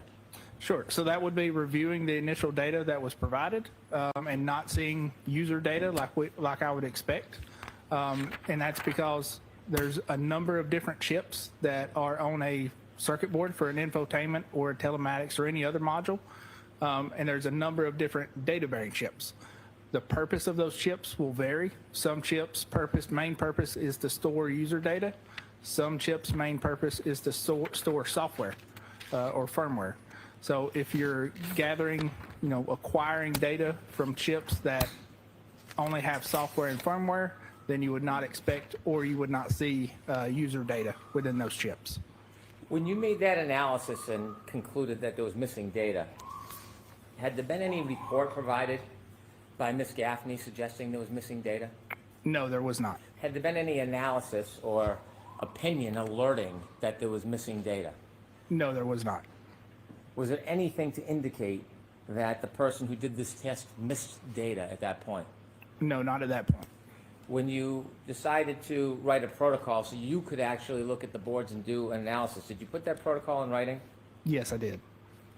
And do you remember if that was around October 10, 2024? That sounds familiar. Yes. Now, when you were cross-examined, the attorney asked you if you knew what the word mendacity meant. Do you remember that? Yes, I do. And you didn't know. Do you now know that means to lie or be untruthful? Sustained. He didn't ask you a question, he just asked you if you knew what the word was. Do you remember that? Yes, I do. Do you remember he also, on cross-examination, suggested that when you had your mistake about megabytes, megabits, it was the defense expert that alerted you to that mistake? Do you remember that suggestion by the defense? Yes, I do. Did they ever show you the documents so you could see the chronology? No, they did not. You wrote a report on October 10, 2024. Did you then write another report, a supplemental protocol? Yes, so I did write that initial protocol and then a supplemental protocol. Was that on October 17, 2024? That sounds about right. When you wrote that a week later, at that point, had you realized your mistake?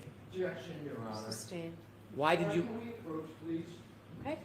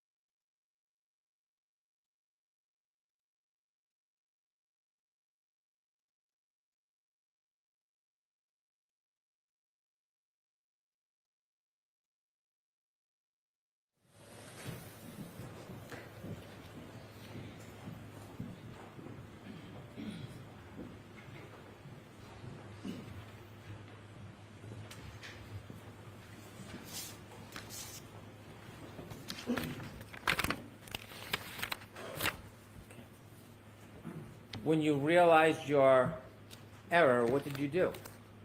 So I intended to correct it with a supplemental protocol. When you corrected it with the supplemental protocol, do you remember what date that was? Not specifically, I do not. Okay.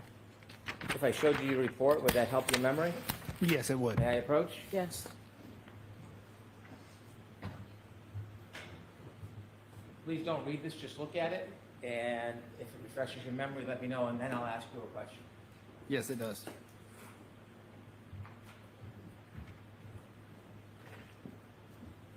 When did you correct your error with the supplemental protocol? That was on October 17th, 2024.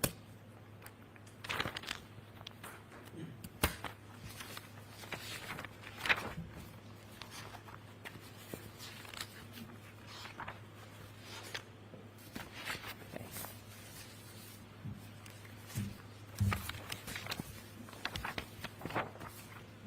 And do you remember the date that you first received any information from Mr. DeSorga? No, I do not Do you specifically. remember the date when Mr. DeSorga's information was first filed? No, I do not.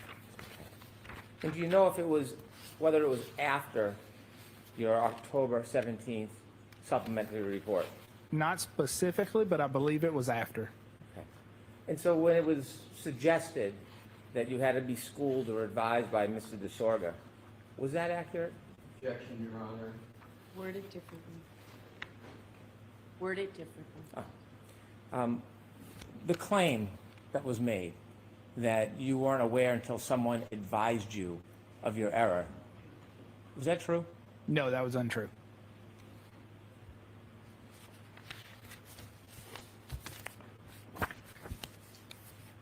When you realized there was an error and put it in a report, were you ever dissuaded from publicly alerting all the parties of your mistake? No. Do you leave stuff in or out of a report if you find it helpful or hurtful to one side? No, I do not. Have you, in this effort that you've made in this case, have you always been encouraged to provide all information, regardless of what it is? Objection, Your Honor. I'm going to allow that. Yes, I have. And who's encouraged you to always provide all information, regardless of what it No, says? no one. So my job is to assist the jury. So the jury, assisting the jury means presenting all the information. Have you ever been discouraged by me? No, I have not.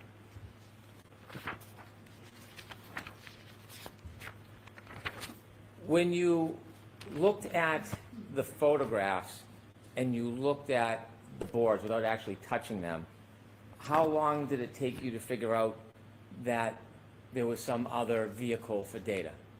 Sure. So it took a few times to look at the photographs before I identified the micro SD card slot.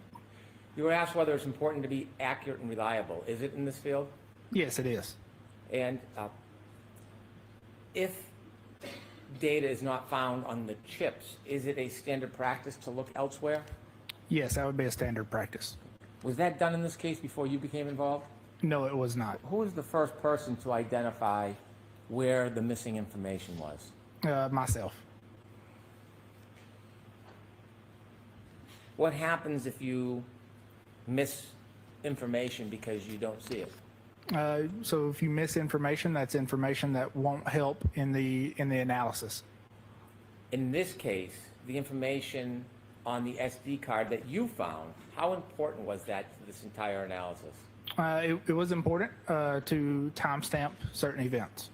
Without that information in the SD card, would you have been able to so accurately timestamp certain events? No, not so accurately. Before you were involved, was that information, that very important information for timestamps, was that available for either side? No, it was not. Is it now? It is. You were asked about Burla.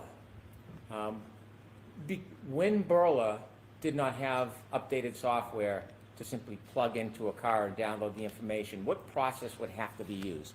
Sure. So best practice for vehicle forensics is if the module or a vehicle is not supported by a forensic tool, would be to remove that module, or let me start over, manually document the screens on that infotainment module if it's available and it can be powered up. But then also going through disassembling the module, identifying any type of chips or SD cards that may hold data, and acquiring that data. Is that called a chip-off process? It is called a chip-off process. Does it describe the process well, chip-off? Yes, it does. Since Ms. Gaffney did the original analysis and did that chip-off, has the software updated? Yes. And is that the Burla software? No, I'm sorry. So she has not done a updated analysis with the Burla software. But has the Burla software itself updated? So the Burla software itself has updated, but it is limited to, again, plugging in a USB into the infotainment module while it's in the car running. Does the updates in Burla software have anything to do with the SD card? No, it does not. Why not? Because again, they're going a different route to acquire data, and they are acquiring a limited amount of data through what's called diagnostic logs. So if you think of diagnostic logs, your radio unit is keeping logs of any time things happen on the radio for manufacturer purposes. So Burla is taking those logs and they can interpret some of those logs. They are not, acquiring all the data that is on the SD card itself. You have drafted a number of reports in this case. I have, yes.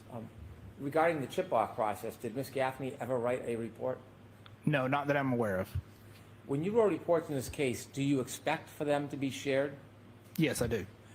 When other experts, like, for example, Mr. DeSorga writes a report, do you expect to have a copy and review it? Yes. Sustained. What is the standard practice when there are reports from different experts regarding the same subject matter? Objection, Your Honor. Sustained. Is there a standard practice Sure. regarding reviewing reports from similar experts in similar subject matter? Sure. So anytime a report is written by an expert, that report would be provided and shared with opposing experts. Reports, do they always come at the same time in a case? No, they do not. When you wrote your reports, how would you provide them so they could be disseminated? Sure. So that I would typically provide them to the client or the attorney that hired me, and then that would be disseminated from there. Did you have an opportunity to receive Mr. DeSorga's March 5th, 2025 PowerPoint? Yes, I did. Were you provided that by me, the Commonwealth? Yes, I was. And were you asked or given any direction on what you could or should do? No, I was not. Were you ever asked to reach any particular result?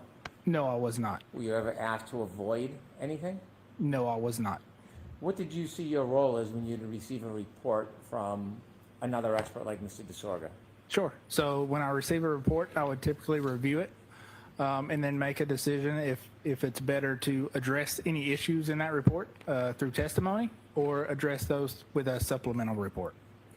And in that analysis, do you follow your own discretion or do you follow directions of the client? No, I would follow my own discretion. Did you ever receive any direction on what you should and shouldn't do regarding considering Mr. DeSorga's report? No, I did not. When you looked at Mr. DeSorga's report, did you have concerns about his report? I did, yes. I want to talk about his report in detail. Before we get there, share with us what your general concerns were about Mr. DeSorga's report. Sure. So what Mr. DeSorga does is take a couple different adjustment methods to attempt to adjust the clock from the Lexus with the iPhone. But what he does is takes a lot of methods or data points that are not applicable to the time that we're interested in. What do you mean? Can you explain with a little more specificity what he does? Sure. So if you think about it, your clock is constantly, changing as far as it syncs up with other GPS satellites or network time servers, and it's updating constantly.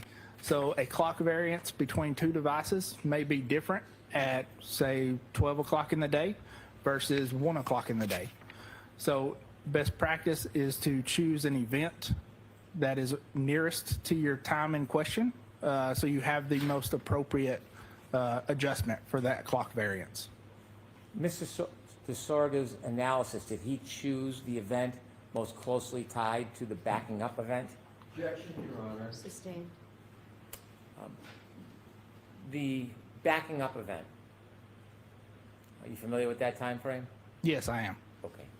Was Mr. DeSorga's analysis based on information most closely related to that event? Objection, Your Honor. Sustained.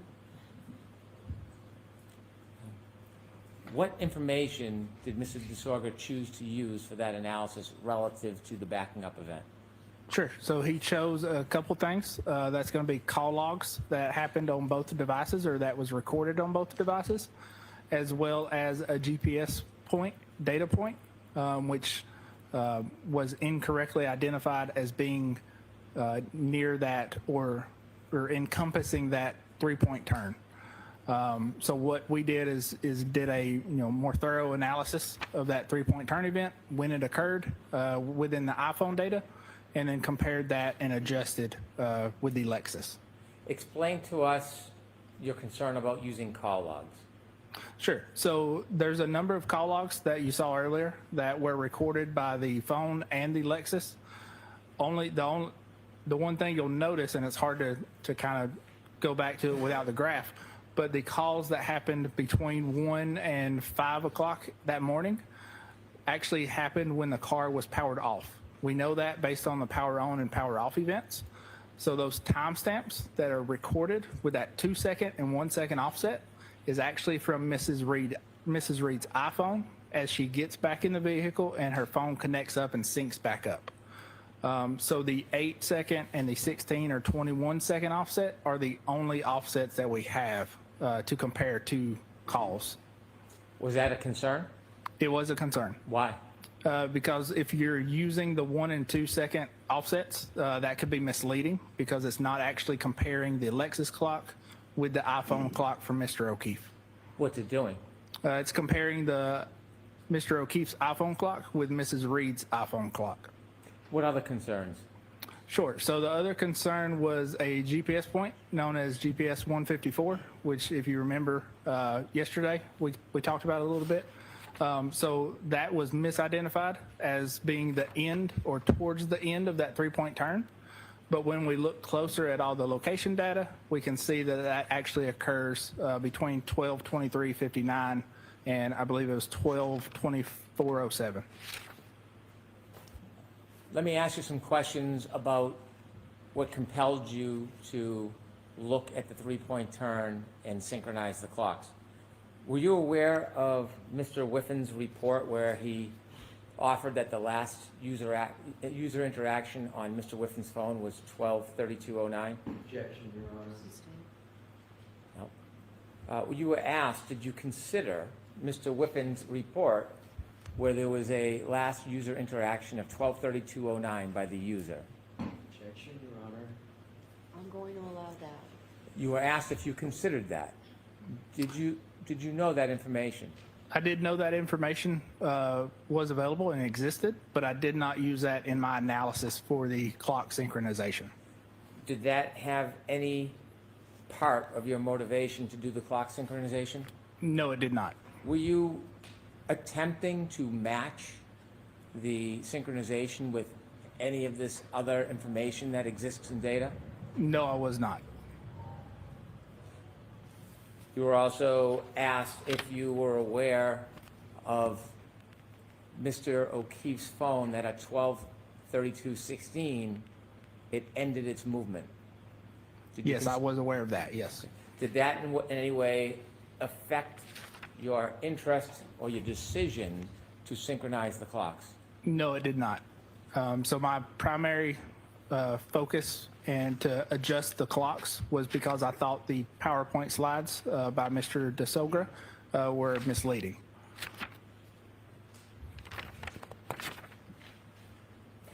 When you were shown Exhibit 190, can we have 190, please?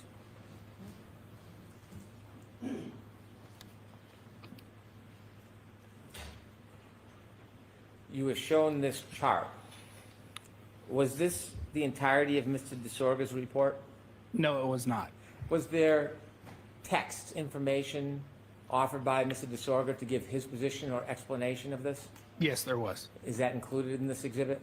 No, it's not. Did you get a chance to read Mr. DeSorga's report, including the actual text explaining his analysis and process leading to this chart? Yes, I was. Did you look at Mr. DeSorga's entire report? Yes, I did. I move to introduce Mr. DeSorga's report. No objection, Your Honor. Okay, so this was triple D for identification. That would be the next exhibit.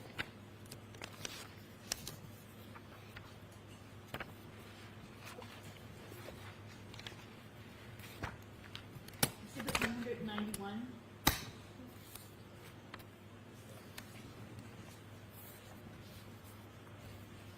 You said as a result of Mr. DeSorga's report, you were concerned, so that compelled you to do your analysis that resulted in your May 8th report? Correct. I want you to take us through Mr. DeSorga's report and explain to the jury what concerned you about his analysis. Sure. With the court's permission, I'd like to put this page 1 of this report.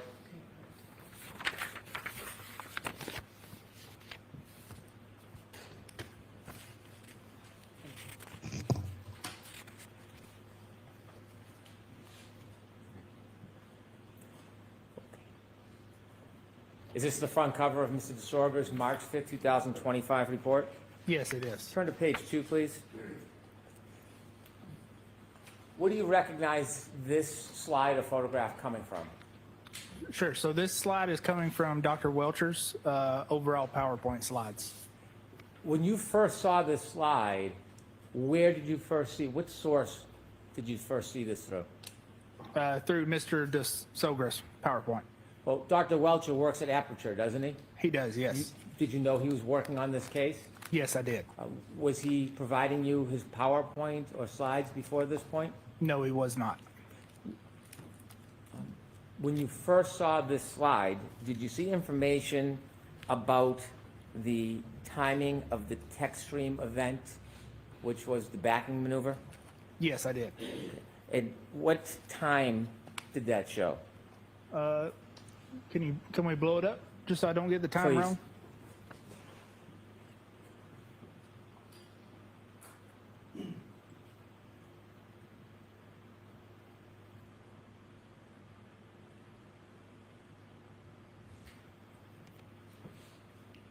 Up, please. I'm sorry. Up. There we go. Thank you, Ms. Gilman. Sure. So that's got the tech stream event ending at 12:31:43. These tech stream events that are captured, do you know how long of the event is captured? How many seconds? Yes. So approximately 5 seconds before the trigger threshold is met and 5 seconds after.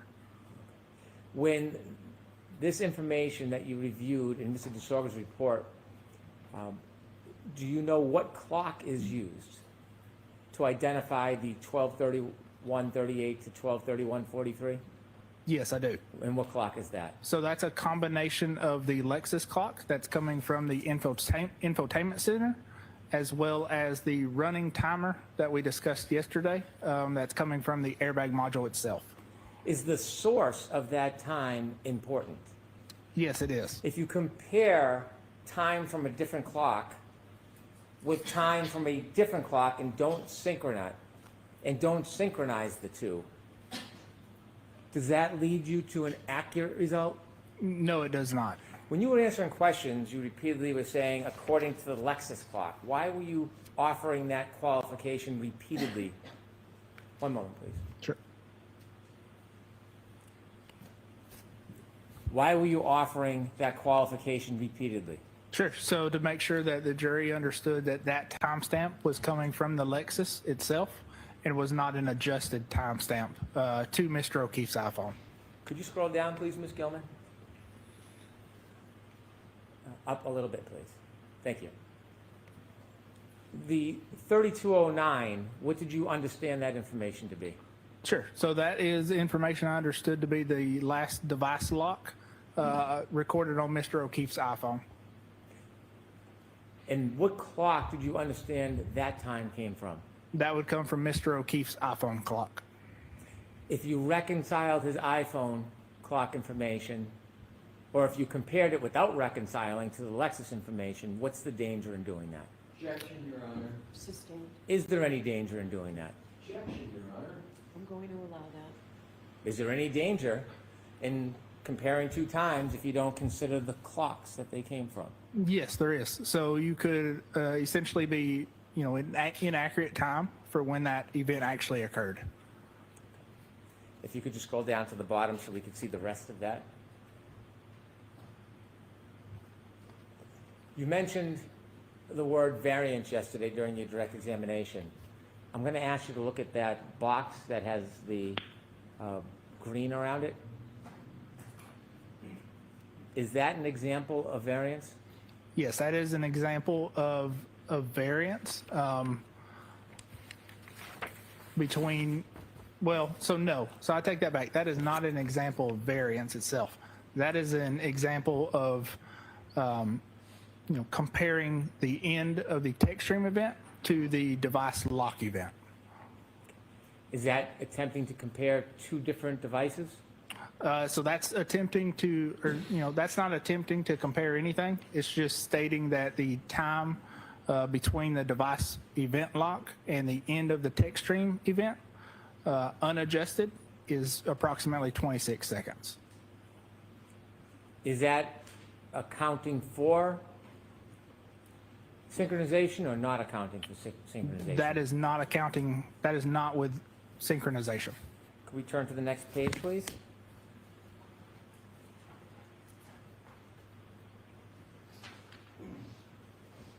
Did you review the next page of Mr. DeSorga's report? Yes, I did. And did it lead you to any concerns?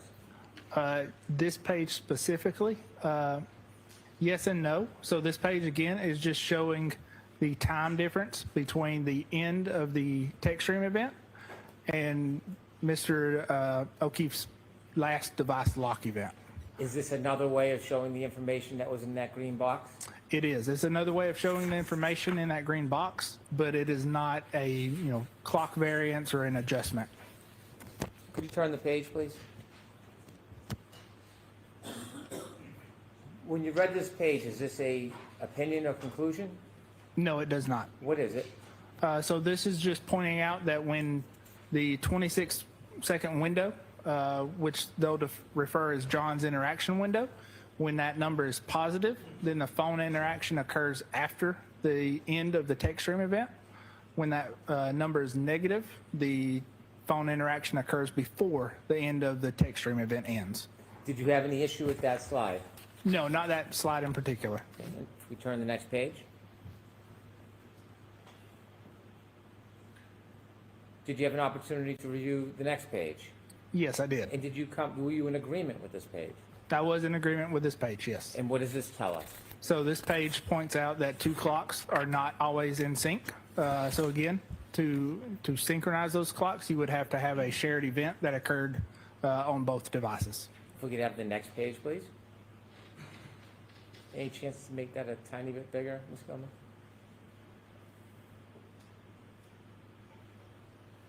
Were you in agreement with this page?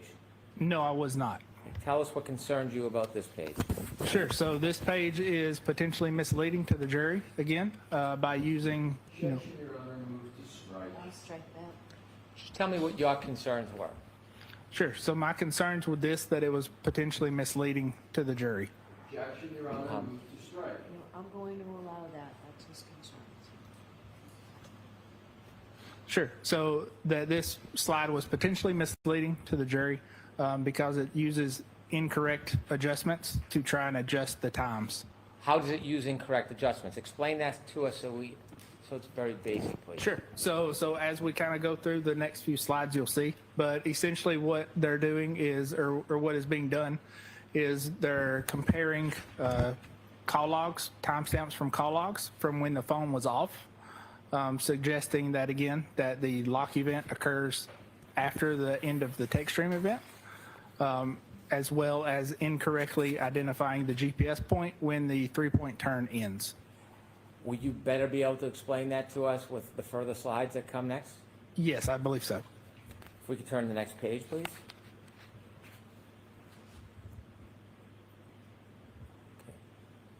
Is this just a label of what's to come? It is. And could we turn to the next page, please? If we could start, Ms. Gilman, with the top left-hand box, if you could enlarge that for us. Did you review this information in this box? Yes, I did. Okay. And before we get to your opinions, what does this information tell you? Sure. So this is a snapshot from my initial report where I point out that the ignition on happens approximately 3 seconds before the infotainment power on event. So you can see that. I think we're up a little too high on the page. Like, Yeah. So highlighted in the red. That's based on our testing where we identified that the ignition on, or your finger on the ignition pressing it, and the engine coming on and the vehicle coming on happens 3 seconds before the infotainment system powers on. you were asked on cross-examination about that 3 seconds between the pressing the button and the infotainment system going on, but you weren't allowed to answer the question whether you considered it or why that was important. So I'm going to give you that opportunity now. Objection, Your Honor. Sustained. Ask the question, please. Okay. Is there significance to that 3 seconds, and did you consider it in your report, in your findings? Yes, I did. Share with us. Sure. So when we make our adjustments based on the event, so in this case, the three-point turn, what we're looking at is the approximate time frame when that three-point turn occurred via Mr. O'Keefe's iPhone. And then we're adjusting that for the approximate time that the text stream event and that three-point turn ends. So as we sync those clocks, we're adjusting not only for the difference in the clocks, but we're also adjusting for this 3-second delay. Did you accommodate that 3-second delay in your analysis and your conclusions? Yes, that was included in my analysis. Now back to the screen. The information there, is that text taken from your actual report? Yes, it is. Could we shrink the screen, please? And then the photograph in the bottom left, if we could enlarge that, is that as well from your report? Yes, that is also from my report. Did we look at that yesterday on your direct examination? Yes, I believe so. And briefly tell us what that depicts? Sure. So that's during our exemplar testing, where again we've got it rigged with cameras that are recording video and timestamps of interactions we're having with the vehicle, which include powering it on and powering it off. If you could shrink the screen, and we'll go to the right, Ms. Gilman.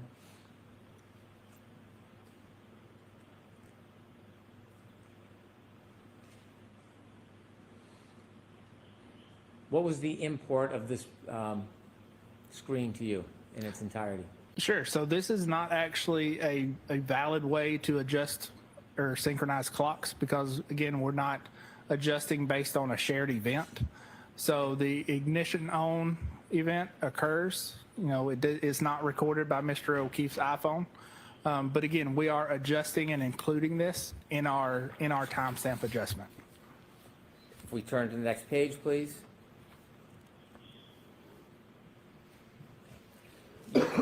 You were asked about the process of synchronization through phone calls or through the three-point turn data. Yes, that's correct. Why did you choose to use the three-point turn data instead of phone calls? Sure. So I chose to use the three-point turn data because it was closer in time to the event that was of interest, as well as it was based not only on the infotainment clock, but it was also based on that running timer. So once we adjust that first event to Mr. O'Keefe's phone, the second event is also based on that running timer, so it would also be adjusted. Did you have any concerns about using phone calls specifically? Yes, I did. And what were they and why?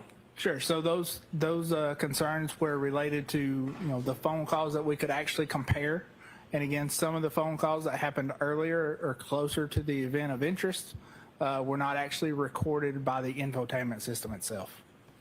Why is it important to take an event closest to the time of the event you're studying? Sure. So like I kind of said before, clock variants will change between devices as they are constantly syncing back up with reference systems.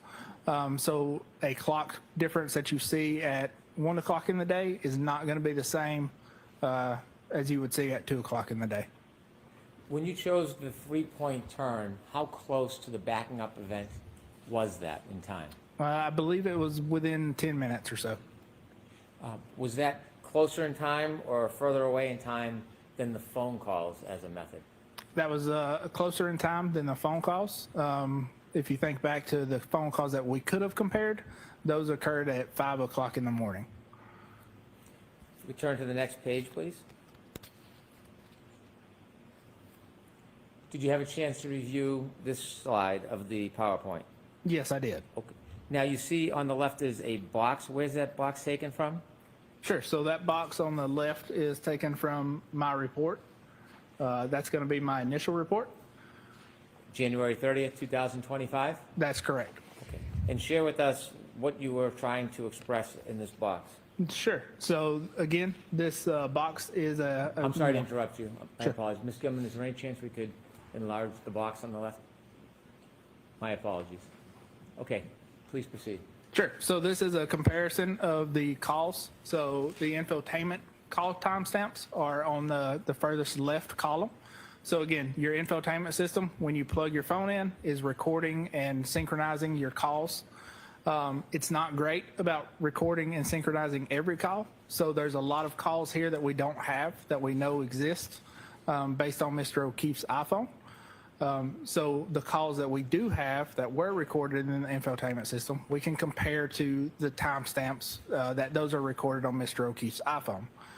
So when we do that, there's a couple things we notice is during that 1 o'clock and 4 o'clock and 4:45 time frame, when we look back at the power on and off events, we know the vehicle was not powered on at that time. So the vehicle's off. So those timestamps are not coming from the vehicle. they're coming from Mrs. Reed's iPhone or the defendant's iPhone. And then the times after 5:21, we know the vehicle has been powered up at that point. So those timestamps are coming from the infotainment system itself. So that's why we can actually do a comparison of those timestamps and determine the exact or the approximate clock variance. When you look at the call timestamps of 1:14:13, 4:38:16, and 4:42:06, and 4:45:12, was the power on or off with the car during those four first calls? Yeah, so with those first 5 calls, the car was powered off. And again, we know that based on the power on and off event. We also know that just by looking at the offset, it's a consistent 1 or 2 seconds. And that's what we typically expect and see between two iPhones. That's because iPhones are generally pinging back to Apple servers or GPS towers that are the same. So those times are pretty consistent and pretty accurate. Was the power on by 5:04:28? No, not at 5:04:28. It was still powered off. So those first five events, were they reliable for you to use in synchronization? No, they were not. You gave us a number of reasons. One, the time distance between the event, and because they were phone to phone. Any other reasons why they weren't? I'll strike the first part, ask the questions. Besides the reasons you already gave us, are there any other reasons why this would not be a reliable way to synchronize two separate devices? Not besides the points I've made already. Okay. And if we could zoom back on this. The box on the right, is that from your report? Is that Mr. DeSorga? That's Mr. DeSogra. Was there anything about that analysis that concerned you? Sure. So that analysis is misleading because, again, it's not comparing Mr. O'Keefe's iPhone to the infotainment system. It's actually comparing the defendant's iPhone to Mr. O'Keefe's iPhone. Is there any acknowledgement anywhere in Mr. DeSorga's report that he appreciated that this was iPhone to iPhone rather than iPhone to infotainment? No, there's not.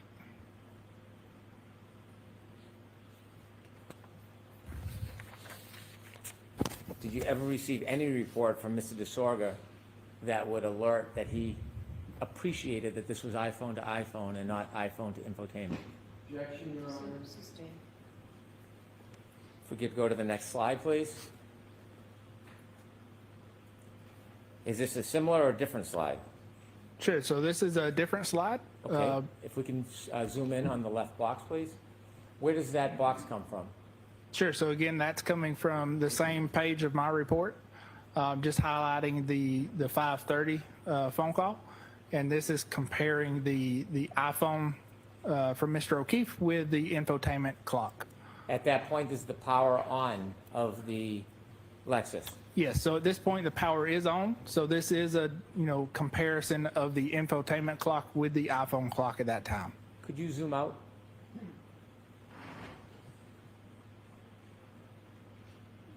That final box that shows the comparison between the defendant's Lexus and Mr. O'Keefe's iPhone, do you have any concerns about the accuracy of that information for that time?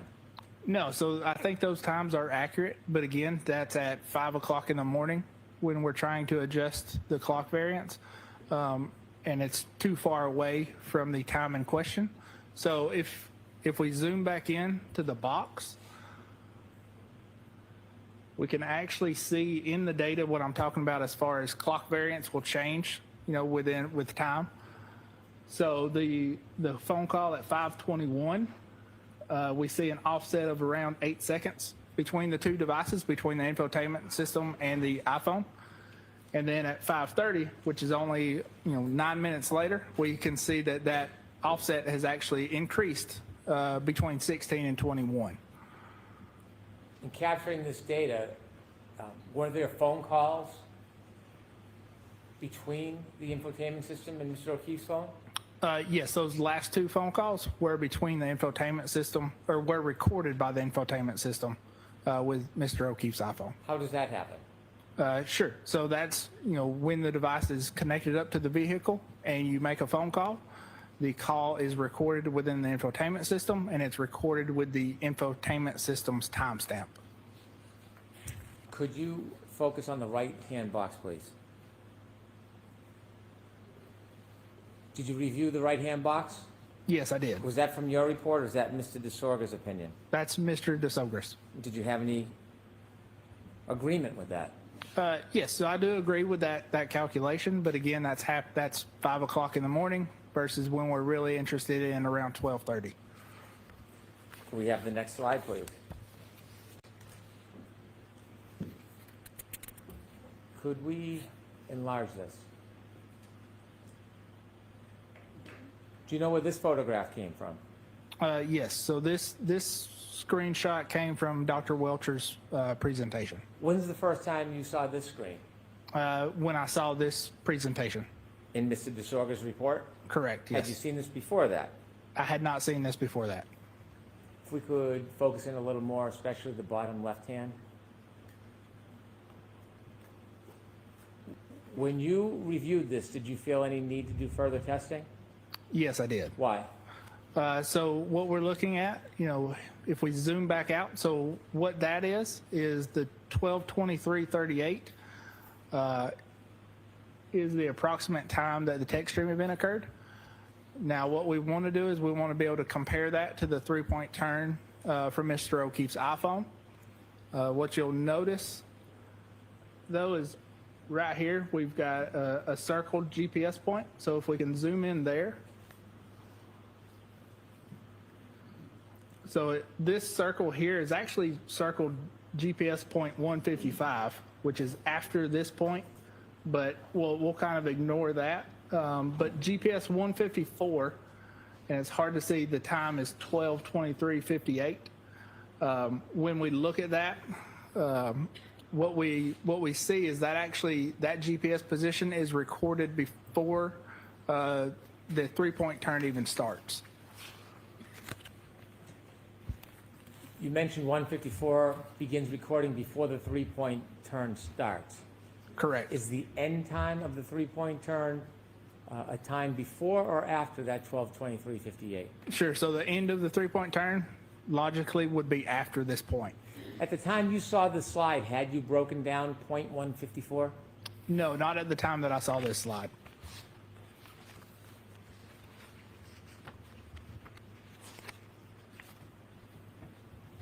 Could you zoom back out a little bit, please? The information in the right box, is that from you or from Mr. DeSorga? That is not from me. And when you read that, did that compel you to want to do anything? Yes, it did. So again, my initial thought was to address this during testimony. With further review and further thought, I decided it was best to offer a supplemental report. What this is, basically the math I agree with. The point I don't agree with is that GPS 154 is the time towards the end of the 3-point turn. And now reviewing further data, we know that's not true. The 12:23:58 event on the phone, is that related to the first event, the 3-point turn, or the second event, the backing maneuver? So that's going to be related. Was there any other data that was closer in time to the to the backing event that you had access to? No, not that we had access to. We turn to the next slide, please. You've seen this part of the report before? Yes, I have. Having seen the earlier part of the report, does it help you explain and understand this diagram? Yes, it does. Is this your diagram or Mr. DeSorga's? This is Mr. DeSogris. Do you agree with this diagram? No, I do not. Okay, could you explain to us what this, from your perspective, from your experience, what this chart is trying to suggest? Sure. So this chart is trying to suggest that the lock event always occurs after the end of the text stream event. And again, that's using inaccurate adjustments to make that conclusion. I want you to use the pointer, and I want you to take us line by line why you believe that this is inaccurate in trying to conclude the time of those locking adjustments? Sure. So it's kind of hard to tell. So what we've got is we've actually got two different sections. So we've got the top section, which is 6 events. So that's going to be the GPS event and those, let's see, no, that's going to be this, it's hard to say. That's going to be the phone calls and the GPS event that are calculated in this. And it's also done with the 3-second delay as well, adjusted. But what we see is, so this obviously +1 is one of the phone calls that was from the defendant's iPhone time, so not from the infotainment system. So that's a inaccurate comparison. Same thing for the +2, the +1, the +2 again, the +8, the +16, and the +20 are going to be those last two calls. If you'll notice, the very last call, we can't really tell which phone call is the correct one to compare, so we're using both within that same time frame. And that's why we get the 16 or the 21-second variance. But again, that's 5 o'clock in the morning, so that's not appropriate for the time that we were interested in. And then the 20-second variance is coming from that inaccurate GPS position comparison. Could we enlarge that a little bit, Ms. Gilman? On the 2021, is that plus or minus 21? So that is -21. The 20 and 21, is that based on different information than the 1, 2, and 8? Yes, it is. And explain again for us, where's the different source of the information? Sure. So the -20 is coming from that GPS point 154, which we know is not the end of the three-point turn. It's right before the three-point turn begins. And the -21 is coming from the last phone call that happens around 5:20, I believe, or 5:30. And again, that's 5 hours after the time of interest. The -20 and -21, is that suggesting that time should be taken off or put onto Mr. O'Keefe's phone for synchronization? Sure. So that's suggesting that time should be. I'd have to go back to the other slides. I believe that's either way. It's suggesting that the iPhone lock event occurs +6 or +5 seconds after the end of the text stream event. Besides not accommodating for the timing of that timestamp at the beginning of the three-point turn, is there anything else about this that concerns you? No, just that overall, these numbers can be misleading, again, because they're based on inaccurate adjustments, and could lead, again, the jury to believe that the lock event always happens after the end of the text stream event. Could we go to the last page of Mr. DeSorga's report? Is this a conclusion offered by Mr. DeSorga? Yes, it is. Did you agree with that? No, I did not. Why not? So again, based on those inaccurate adjustments, this slide is again kind of misleading in the fact that it states there's always interaction with Mr. O'Keefe's phone after the end of the text stream event.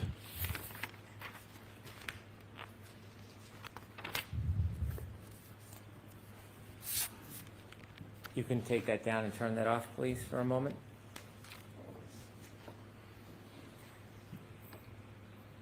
After reviewing this report, you told us you then engaged in further study for synchronization. Yes, I did. Did you call me on May 7th? Yes. Okay. And what were you told to do about a report? On May 7th? Yes. Sure. So I would finish the report and submit it. Did you? I did. And when did you submit it? May 8th. And do you know that it was provided to the defense by email on May 8th? Do you know if it was provided to the defense? Yes, I know it was provided. I don't know when.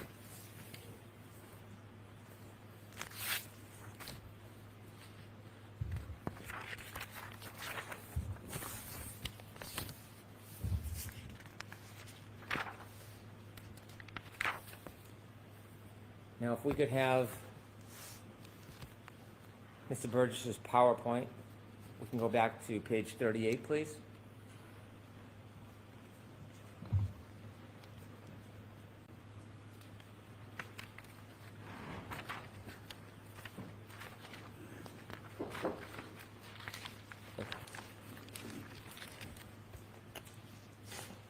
after you explain to us Objection, Your Honor. Can we approach the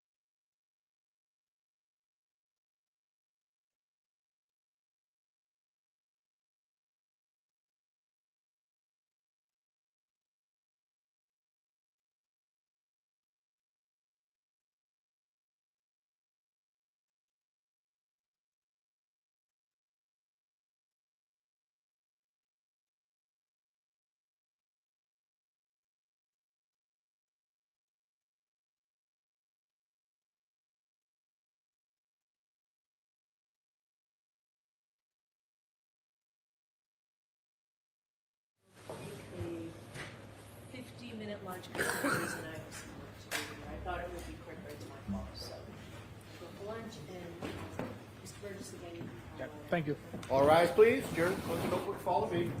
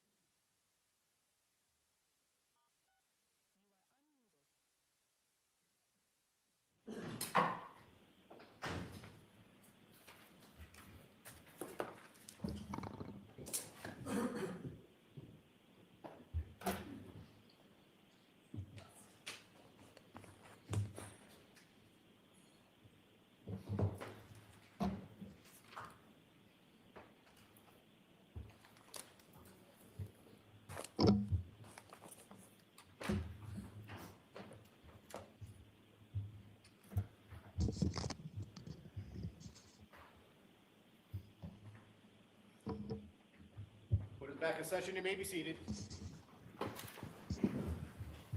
All right, Mr. Brennan, whenever you're ready. Thank you.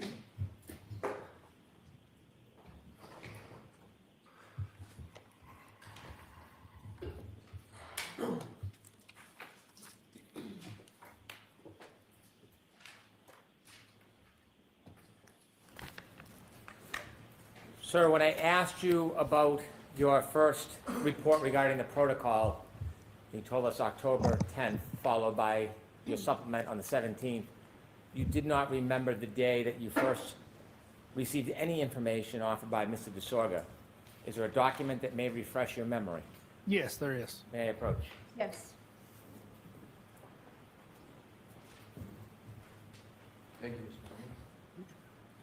I want you to read this. I just want you to look at it. You can look at any part of it.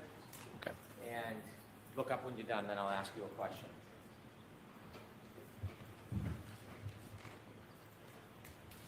Okay.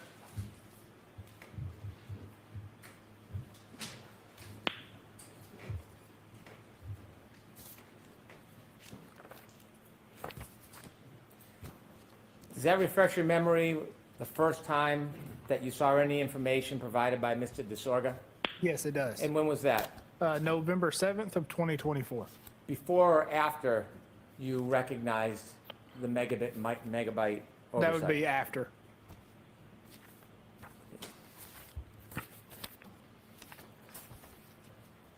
I want to go back to where we were at before we went to lunch.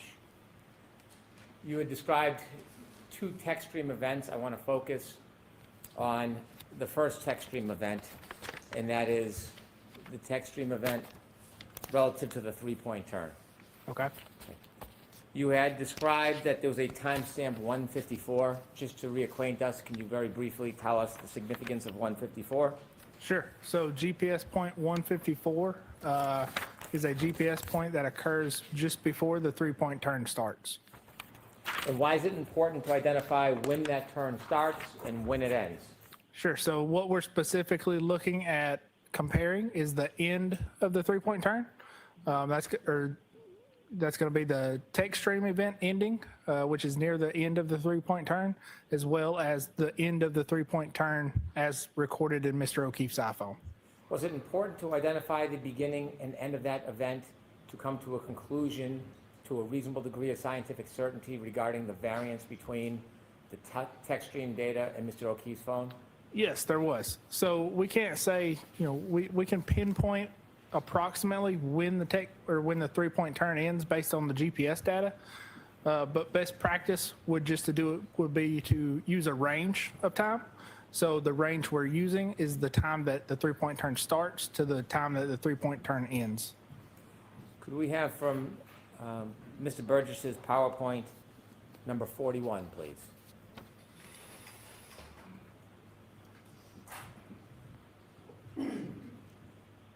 Is this part of your presentation helpful in explaining the beginning and end point of that three-point turn? It does. It does. So if you look at, and if you recall yesterday, the heading change, first heading change from a general north heading is depicted by that green shading circle. Could you use your pointer, please? Sure. Yes. Ms. Gilman, can you enlarge just a little bit? So again, this green circle is going to be the center of this circle is going to be the GPS point itself. That's going to be centered on the horizontal radius, which is the accuracy. So the green circle represents the 16-foot accuracy zone. The black arrow coming off in a northwestern direction is going to be the heading for that point. And then again, the yellow is going to be the approximately 8 seconds later when the heading changes again in a southerly direction, and then the GPS points after that also continue south with increasing speed. What part of the three-point turn event does the green circle signify? Sure, so that's going to be the approximate beginning of the three-point turn. And that time? That's going to be 12:23:59. The yellow circle, what part of the three-point turn does that indicate? Sure, so that's going to be approximately the end of the three-point turn, and that time is going to be 12:24:07. Is there any correlation between the times in the green, the time difference between the green and yellow circle and the range you ultimately arrive at as far as the synchronization variance? Yes, so that is what determines that range of 21 to 29 seconds. This illustration or diagram where you've put the green circle, is that based on actual data? Yes, that is based on actual data recorded by Mr. O'Keefe's iPhone. That data, is it accurately reflected in this diagram?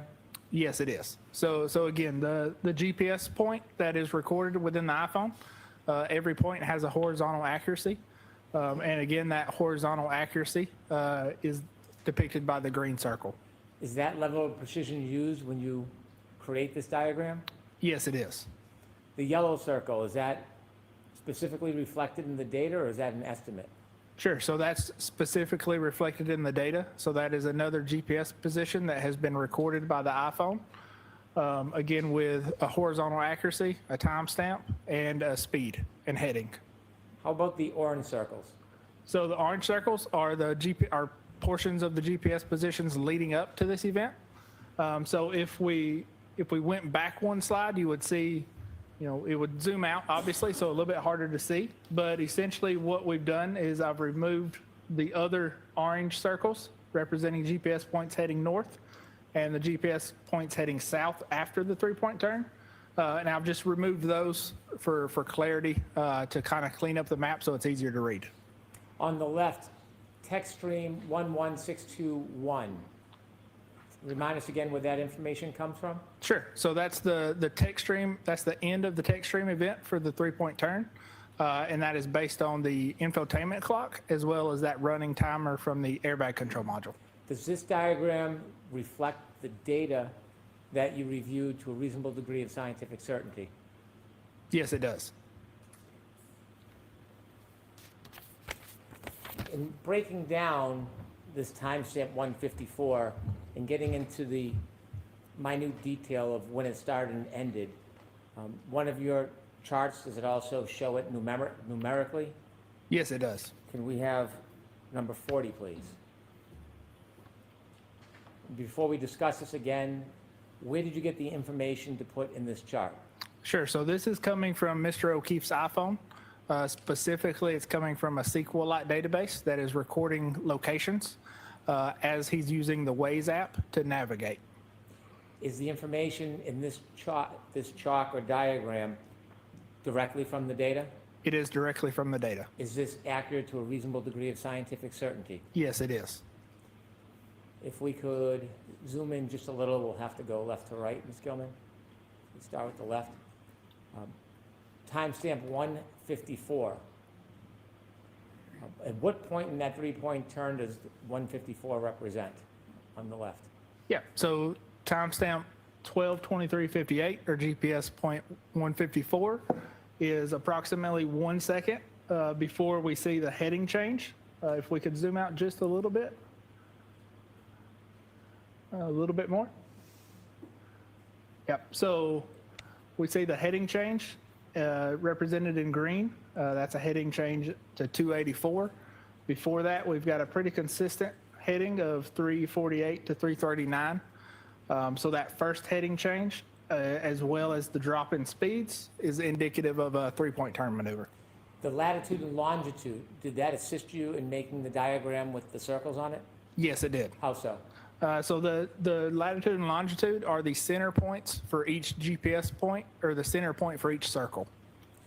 There's a green highlighted row and an orange highlighted row. What's the difference between the two? Sure. So the green highlighted row is, again, the beginning, the approximate beginning of the 3-point turn. And the orange or the yellow is the approximate end of the 3-point turn. And the time between the green and the orange lines? Approximately 8 seconds. Is that consistent with the range that you've shown for synchronization? Yes, it is. Between point 21 or plus 21 and plus 29? Yes, it is. The inevitable variance that you found between the text stream data and between Mr. O'Keefe's cell phone, could you share with us to a reasonable degree of scientific certainty what that variance is? Objection, Your Honor. Sustained. Do you have an opinion about the time range and the synchronization between Mr. O'Keefe's cell phone data and the Lexus clock that shows the text stream data to a reasonable degree of scientific certainty? Objection, Your Honor. I'd appreciate an approach at the appropriate time. Okay, so answer that question, yes or no? Sure. So yes, I can. So I'll see you at side, Mr. Wilson. Thank you, Your Honor.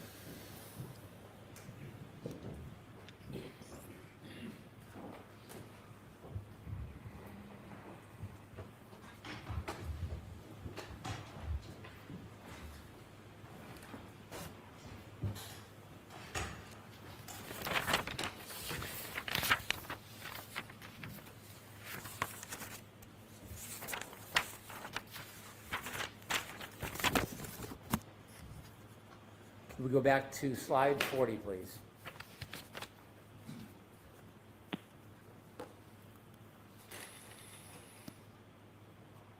In reaching your conclusion about the variance between the defendant's Lexus as contained in the text stream, as it relates to Mr. O'Keefe's iPhone, was stamp 154, timestamp 154, part of your analysis? Yes, it was part of my analysis. Was the running clock on the text stream data part of your analysis? Yes, it was part of my analysis. What else was part of your analysis? Sure. So in addition to the location data, including the GPS 154, that would be the running clock for the text stream data, as well as the infotainment clock from the Lexus. How does the running clock correlate with the text stream data and with the time on Mr. O'Keefe's iPhone? Sure. So they correlate. So the running clock and the infotainment clock are used to create that timestamp for the text stream events 1 and 2. And then comparing those to the iPhone, we can adjust and get a clock variance for those. Did you come to a conclusion to a reasonable degree of scientific certainty about the variance range between the defendant's Lexus and its clock system and Mr. O'Keefe's phone? Yes, I did. And to a reasonable degree of scientific certainty, what is that variance that is needed to identify for synchronization? Overruled. That is 21 to 29 seconds.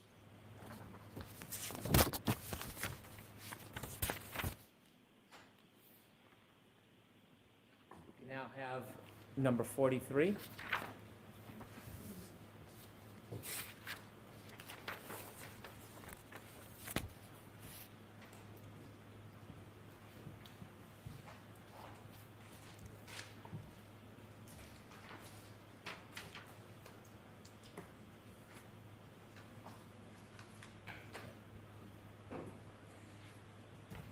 Did you create this diagram? I did, yes. When comparing the text stream event, the backing maneuver, to Mr. O'Keefe's clock on his phone, do you recognize the different timestamps on each device? Yes, I do. When you are trying to synchronize them, what do you do? What is the base? Do you start with the text stream event and you add, or do you start with Mr. O'Keefe's phone and subtract? Sure. So we could do it either way. Because we're wanting to compare this against other events that happened or occurred on Mr. O'Keefe's phone, we're going to adjust the text stream clock or the Lexus clock to Mr. O'Keefe's clock. But you could do it either way. The window that is depicted on this diagram, this is not the three-point turn? No, this is not the three-point turn. Which event is this? This is going to be the backing maneuver. The green, what does that green depict? Sure. So the green depicts the range of time that this text stream event ended. So based on our range of 21 to 29 seconds, and applying that, adding that to the Lexus clock, we get a adjusted time of 12:32:04 to 12:32:12, and that's going to be the approximate end time of text stream event 11:62:2. Now, again, the text stream data has a limit on the amount of time available? Can you rephrase your question? So I Sure. You understand. said a window is captured during a triggering event. Sure, yes. So What's- there is a window that's captured during the triggering event. And what is that window? How much time? Sure, so from the text stream trigger, there's 5 seconds before and 5 seconds after. Can an event be longer than that 10-second window? Yes, it can. And in this case, do you know at the end of this reconciled event at 12:32:12, do you know from your study what direction the defendant's car was traveling at 12:32:12? It would have been traveling in reverse. And at 12:32:12, Do you know how fast the defendant's Lexus was traveling at 12:32:12? I do not recall. Mr. O'Keefe's last user interaction with his phone at 12:32:09, where does that fall within the 10-second window that was captured by the text stream data? Sure, so that falls within that 8-second window. So again, the text stream event ends somewhere between 12:32 and 04 and 12:32:12. But that does not represent that the backing maneuver has ended. Just the recorded data has ended. And in your review, do you have, around this time, any other movement of Mr. O'Keefe's phone after 12:32:16? I did not look at that specifically. It was my understanding that Mr. Whiffen looked at that. To a reasonable degree of scientific certainty, did both these events, the last user interaction and the window captured on the reconciled data for the text stream, happen around the same time? Yes, they did.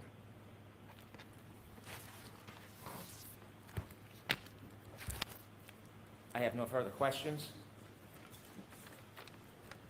Or I can approach later or now. So we can approach again for a minute.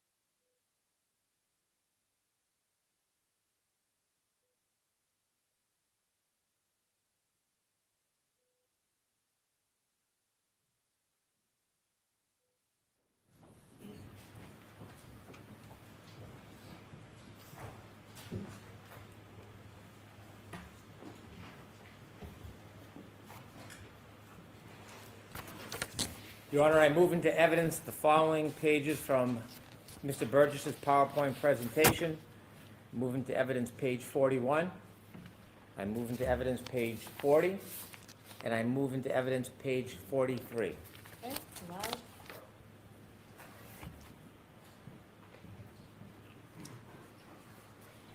Thank you.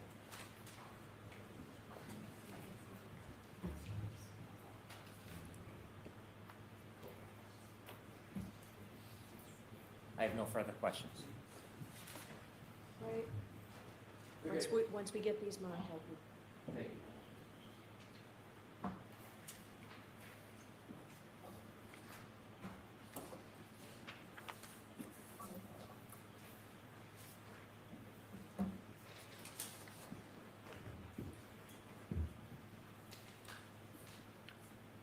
One hundred ninety-two, A, B, and C.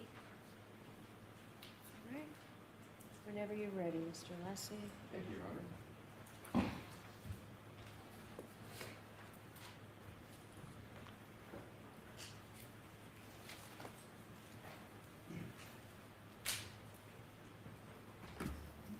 May I, Your Honor? Yes. Thank you.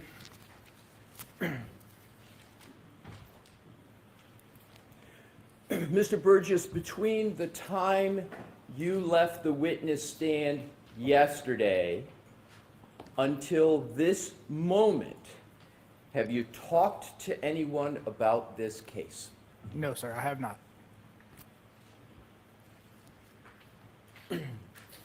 Has a filing ever been made in any court in which your educational background has been misrepresented?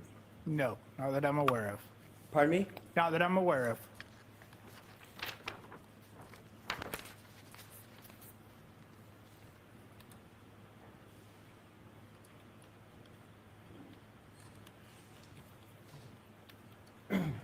Did I understand that you're based out of the Aperture office in Texas? Yes, I am. And are you aware of a case in the United States District Court, Eastern District of Texas, Marshall Division, titled Jeffrey Glover and Teresa Glover versus Graphic Packaging International LLC? Are you familiar with that case? Yes, I am. And is it correct that in that case, well, tell me how you are participating in that case, sir? So I'm no longer participating in that case. So if I believe correctly, that would have been a accident reconstruction case from, I don't recall, a year or two ago. And so it was a case that you did participate in, correct? Yes, I did. And what was your role in that case? Sure. So my role in that case was an accident reconstructionist. And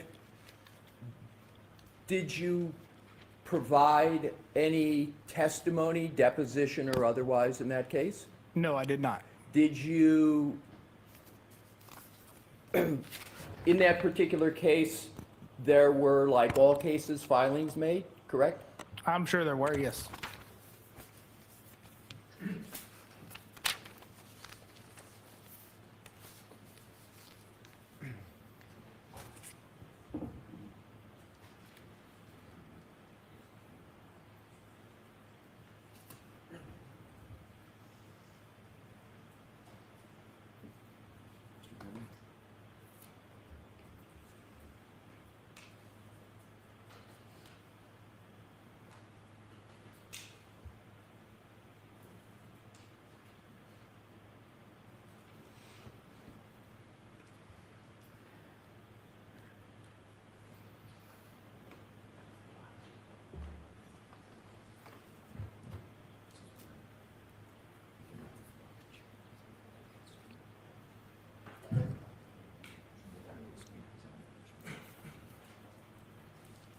May I approach, Your Honor? Yes.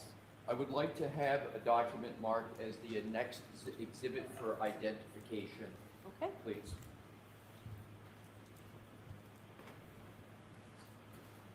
Exhibit EEE for ID.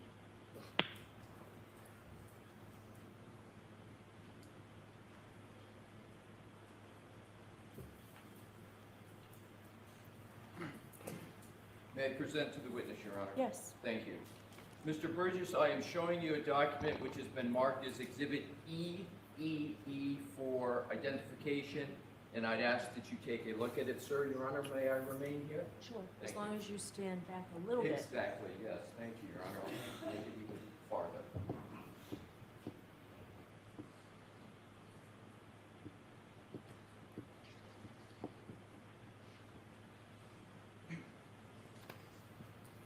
Yes. Mr. Burgess, with regard to Exhibit EEE, do you recognize the second page, and do you recognize any stamping at the top of each of those pages? Yes, I do. And can you describe what that stamping is? Sure. So that is stamping for a file date of 8/7/2023. And is that a stamping of a federal court? That I'm not sure. If I were to show you a document, might a document refresh your recollection as to whether Sure. Exhibit EEE is a filing in a federal court? Yes. May I, Your Honor? Sure. I am showing you, Did you show those to Mr. Lennon? thank you, Your Honor. I believe I did, but I want to make sure. And just let me know if we need to mark. We will, Your Honor. Thank you. Can I mark each of Yes. these for identification? They're, Yep. let me just give one first.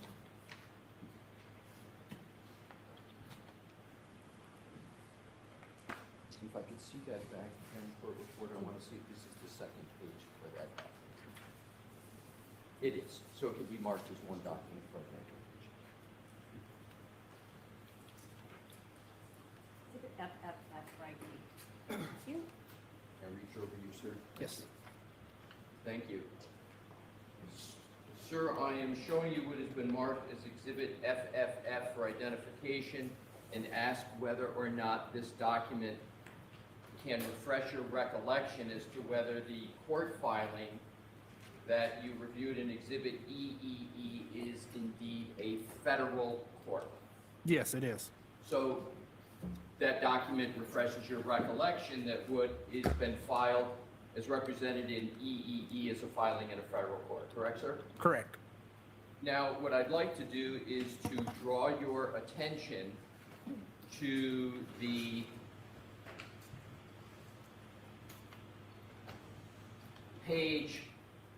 second page of this exhibit. Is that a curriculum vitae of you and a picture of you? Yes, it is. And sir, under education, Objection. I would, The objections stay. right. Do you, Do you want to bring it over? We can take I it will, over. Your Honor, I will. Jurors, feel free to stand up and stretch.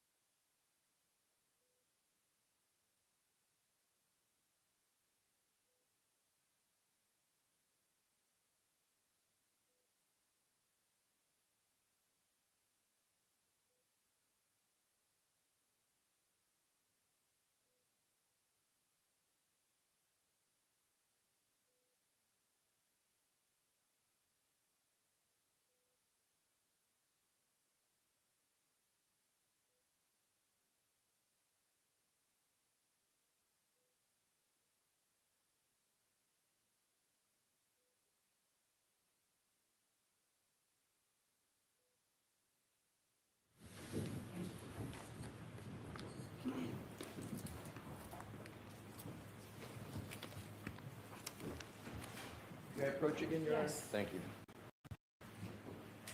Mr. Burgess, I'm going to have to be a little closer in Sure. proximity with me, please. What I would like to do, sir, is to put before you again Exhibit FF for identification and Exhibit EE for identification. And what I would like to do is to ask you some questions, sir, with regard to the process in the case.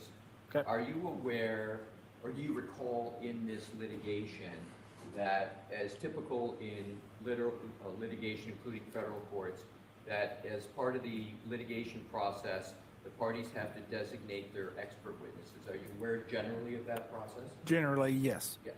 And have you participated in the documents that need to be prepared for an attorney or a party to prepare documents and submit them to a court to establish the designation of expert witnesses? No, I have not. And so you have never participated or never been aware of a process like this? No, I'm aware of a process, and that process goes through other staff members Okay, so it goes through other staff members where? at Aperture. Correct. Correct. Are you aware that that process is occurring, even though it may be done by other staff at Aperture? Yes, I am. And in this instance, you were aware in this litigation that staff at Aperture needed to submit documents in support of an expert witness designation, correct? Even though you may not have done it yourself, you were aware that some person or persons at Aperture were performing that process, correct? Correct. And they were performing that process so that you could be designated as an expert witness in that case, correct? Correct. And so you were aware of the process, you were aware they had to submit documents that would establish your qualifications as an expert in the case so that you could be designated as an expert witness, correct? Correct.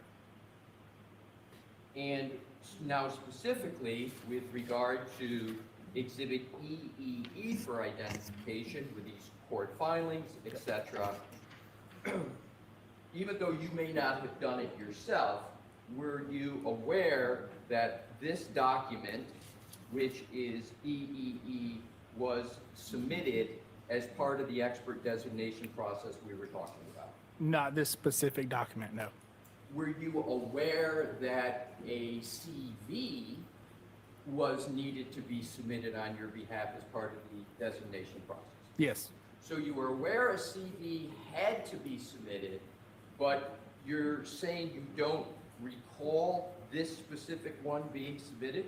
Correct. Does the timestamp up at the top of each page of Exhibit EEE, including this page that is your CV, match the timestamp, or is it different from the timestamp at the top of Exhibit FFF? No, that is the same. So it's exactly the same. Yes. And have you been involved in processes in courts where your qualifications, including your CV, have had to be submitted to courts to establish a designation as an expert witness? Yes. And can you conclude from these documents, including the timestamps, that the submission that was made to the court to establish your status and as an expert witness consisted of Exhibits FFF and EEE? Objection. I'm going to allow that. Were you aware of that? Yes. Your Honor, at this point, I move EEE and FFF into evidence. Objection. You need one more step, Mr. And, sir, do EEE and FFF fairly and accurately represent the submission of documents in support of a designation of expert witness in this case? Yes, as far as I can tell. Your Honor, I offer these two into evidence. I'm going to allow it over here. May I be heard briefly? Yes, come on up. Bring those, please, Mr. Lawson. Yes, Your Honor.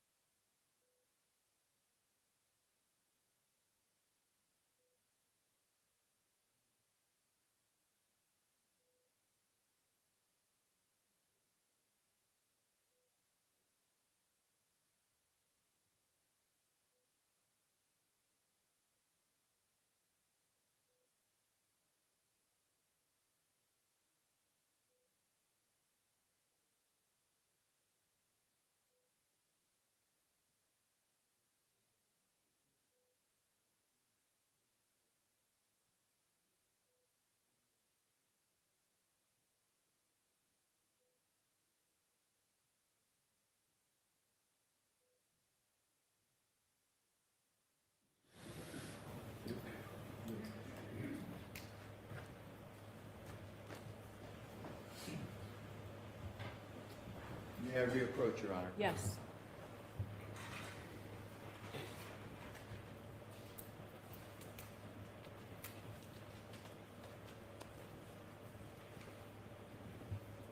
I'm going to have to stand here again, Mr. Sure. Burgess.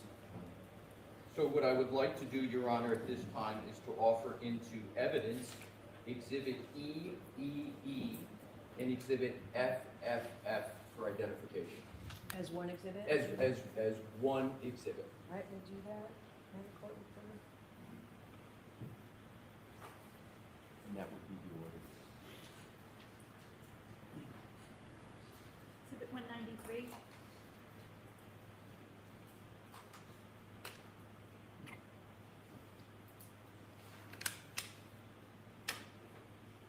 Thank you. May I hand it to the witness? Yes. Mr. Burgess, I am handing you, it is now in evidence as Exhibit 193.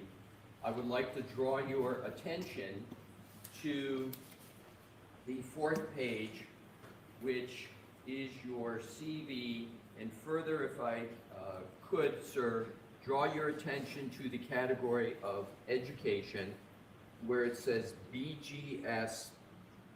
Is it correct that there you state Bachelor of General Science in Mathematics and Business Administration, University of Alabama - Birmingham, Alabama, comma, 2024? Did I read that correct?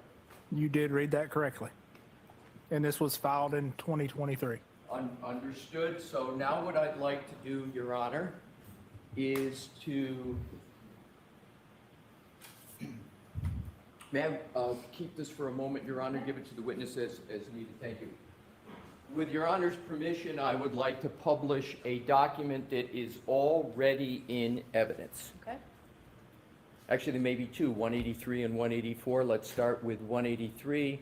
Let's expand it. And then, Mr. Wolf, do we have what has just been to publish as well?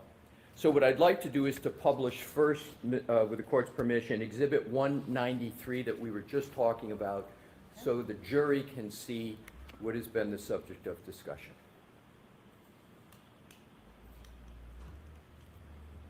And sir, if you, Mr. Wolk, if you could just enlarge, all we need is the education section. Now,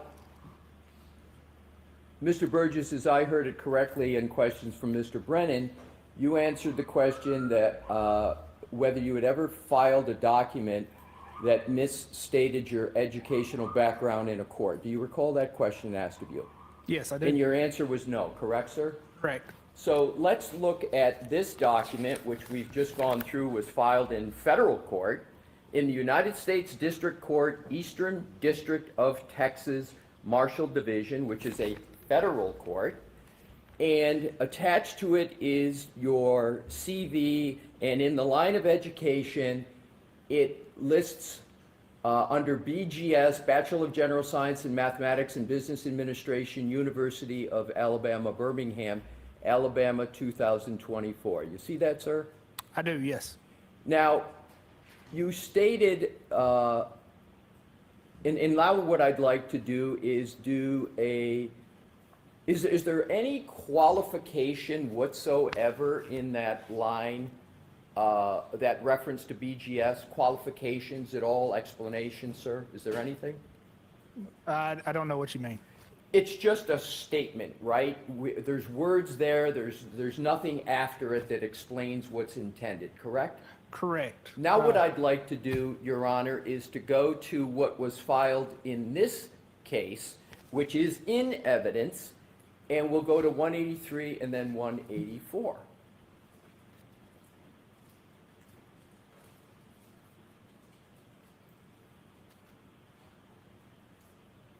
Now, in what has been filed in this case, there is a currently pursuing at the end after University of Alabama - Birmingham, Alabama, correct? Yes, that's correct. Let's go back, please, to Exhibit 193.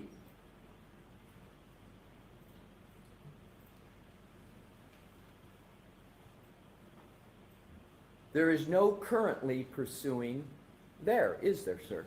There is not, but that was filed in 2023, so that would be an expected graduation date of 2024. Okay, so this document was filed in 2023. However, there's nothing in this document that in any way leads the reader to believe anything other than the degree is obtained on 2024, correct? Correct. So the only way somebody in the court system or a judge or a jury would know anything about this is to have to know about court filing dates, correct? I'll ask it another way, Mr. Burgess. You know how to write. Let's go back to 183 and 184.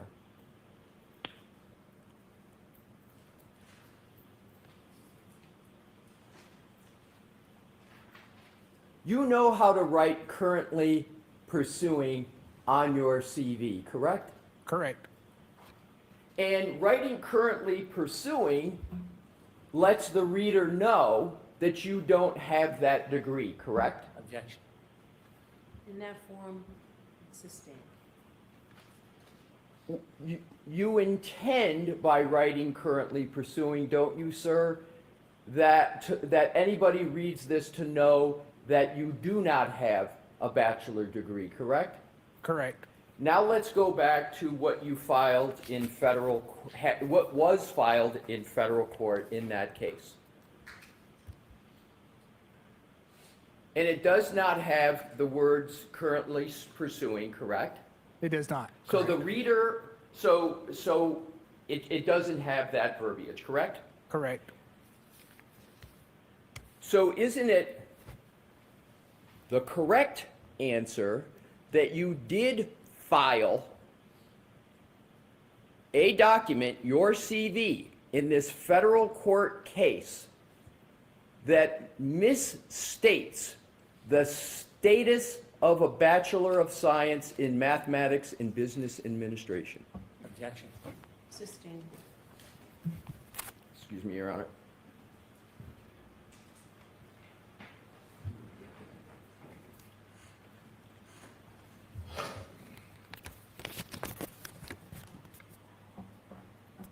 You stated again, sir, that you have not filed a document that misstates your educational background, correct? Correct. And the last time I'll cover it, you know how to put currently pursuing on anything to do with a Bachelor of Science, correct? Correct.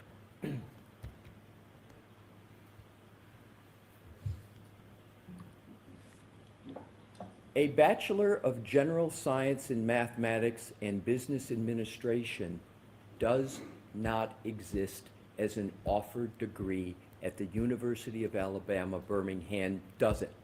Sure. So that is an error. Clearly, BGS stands for Bachelors of General Studies, and that should have a with minor in Mathematics and Business Administration. What is clear from that document that BGS stands for a Bachelor of General Studies? What is clear in that document about the definition of that acronym? That is a known acronym.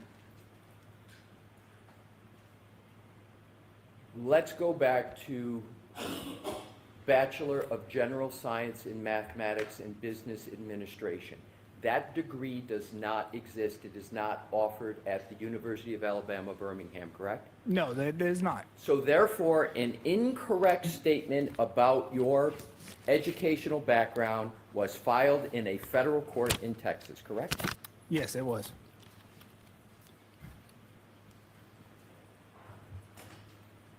That's it, Mr. Alessi? You Yes, have- that's it. Okay. Is there anything? There is. Okay.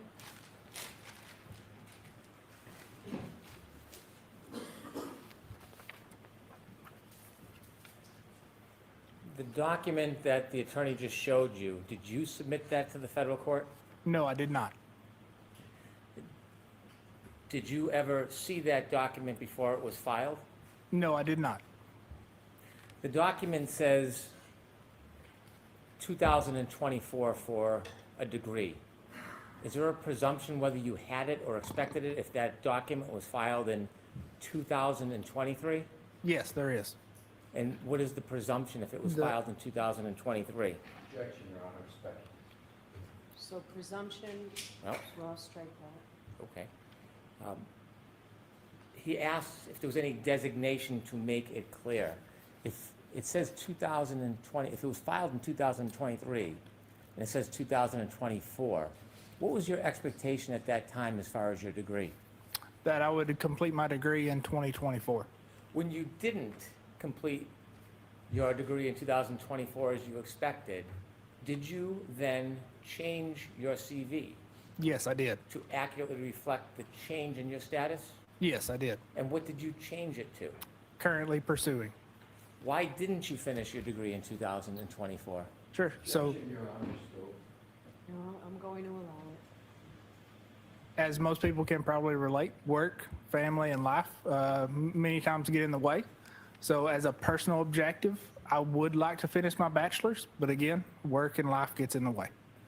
Did you ever represent to a court that you had a degree that you didn't earn?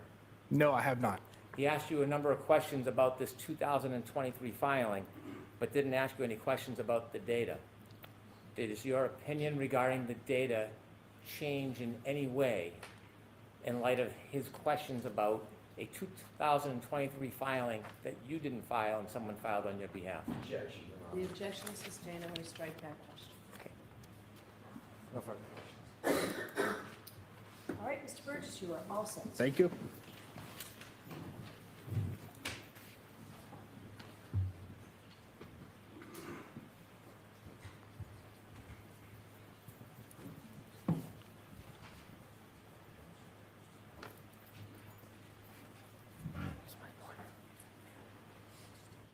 Mr. Brennan? I'd like to play a number of clips.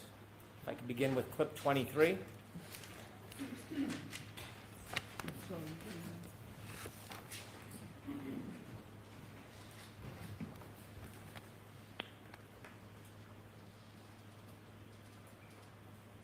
So we approach from the north, we actually missed the turn, and John says to me, it's Fairview, we just passed it, it's back there, it's on my left.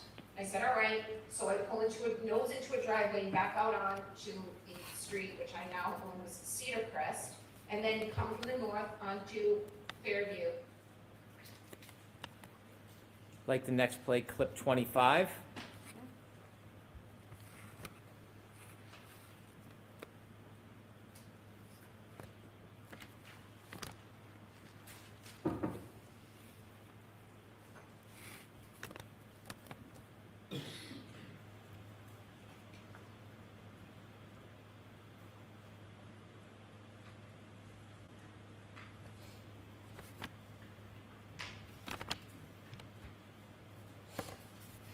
At 12:41, I leave a voicemail to John, where you can clearly, and this will probably be played on Monday, you can clearly hear me pull into John's garage. You can hear my car sensors beeping as I come close to the sides of the garage door. And then you hear the car go off, and then you hear the slight ding, ding, ding as I open the door, shut the door. I had high heels on that night. You hear me walk in, go into the stairs up into the kitchen, shut the door. You hear me walk in the kitchen. It's like a full minute long. That's at 12:41. And finally, clip 24.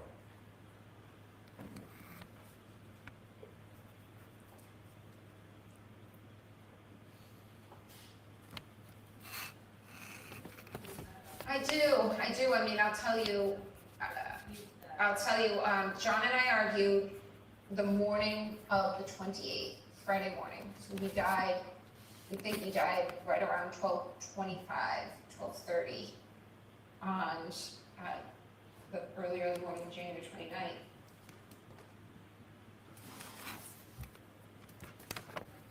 Thank you. I have these for submission into evidence, Your Honor. 194. The next witness, Mr. Allen? Yes, sir. On call Miss Christina Hanley to the stand.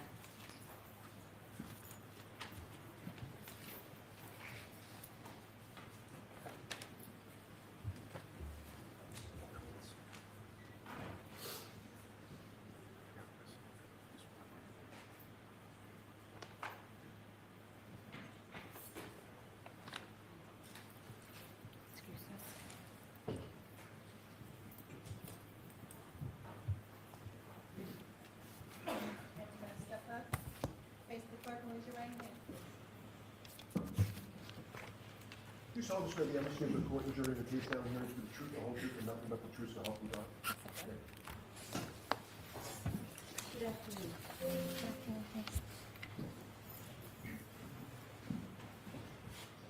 All right, Mr. Lally, whenever you're ready. Thank you, Your Honor. Good afternoon, ma'am. Good afternoon. Could you please introduce yourself to the jury, spelling your last name for the court? Sure. I'm Christina Hanley. Hanley is Hanley. And Ms. Hanley, what do you do for work? I am a forensic scientist 3 at the Massachusetts State Police Crime Laboratory in the Trace Arson and Explosives Unit.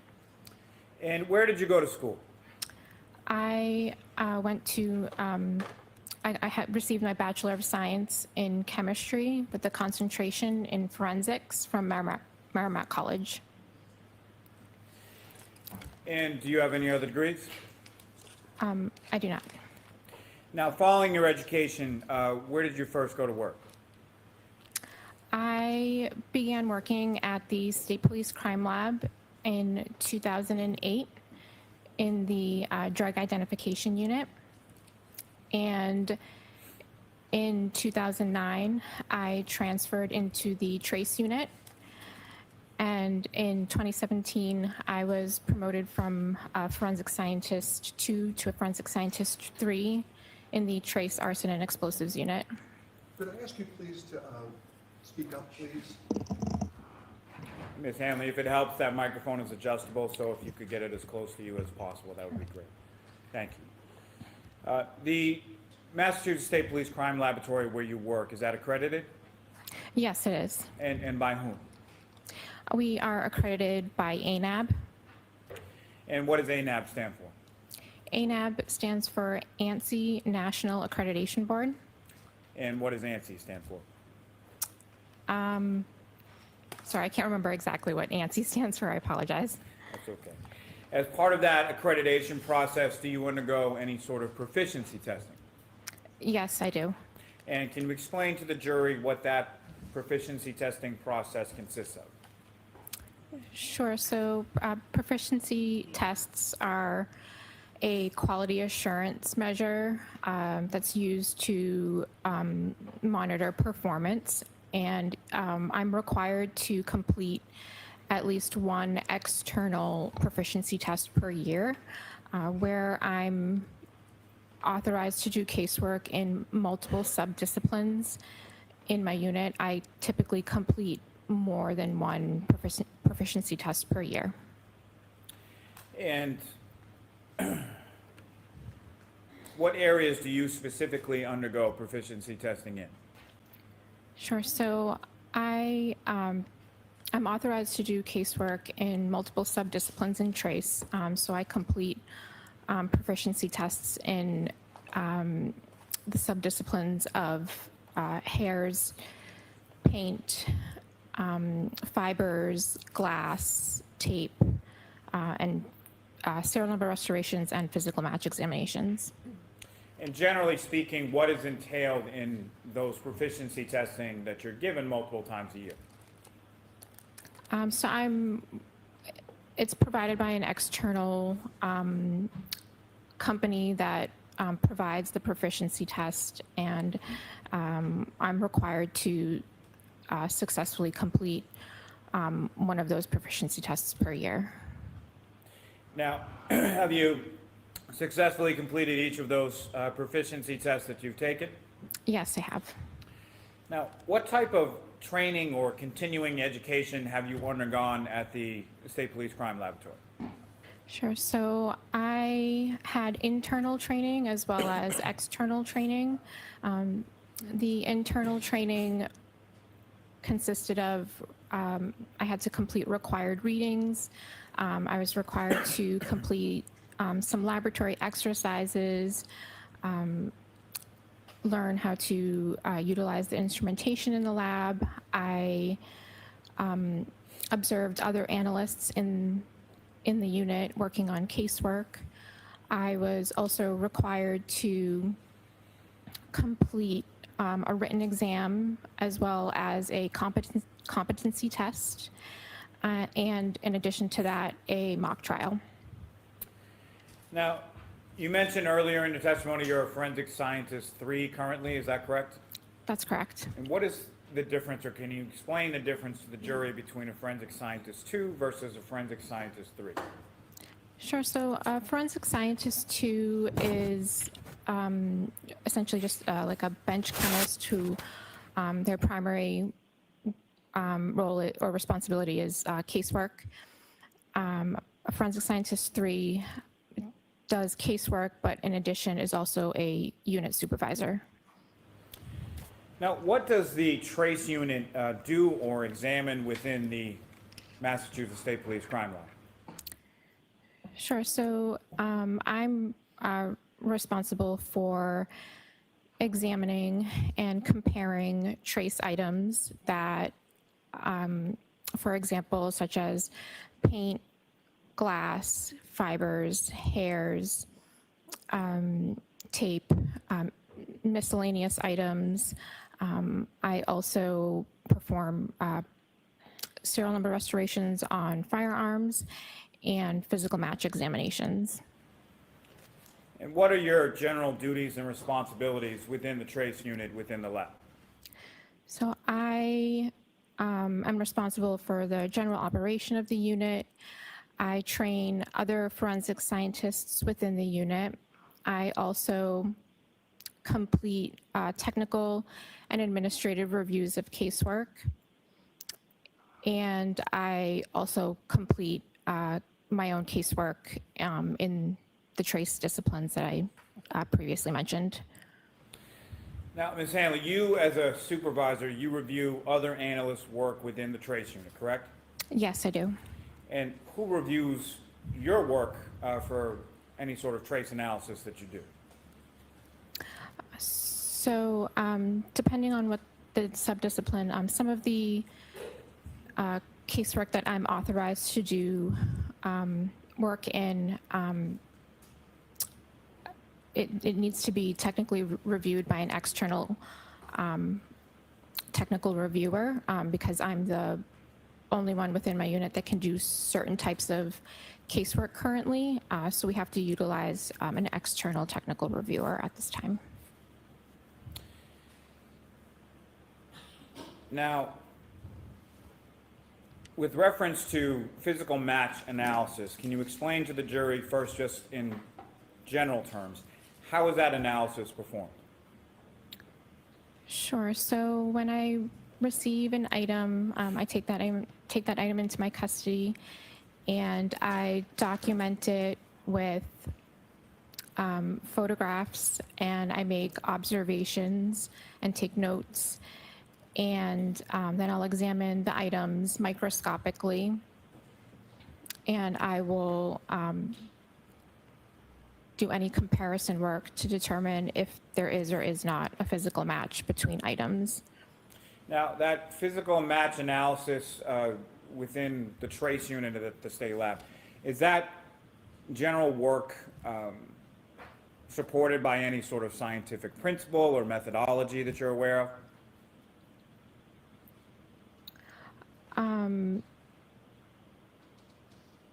Yes.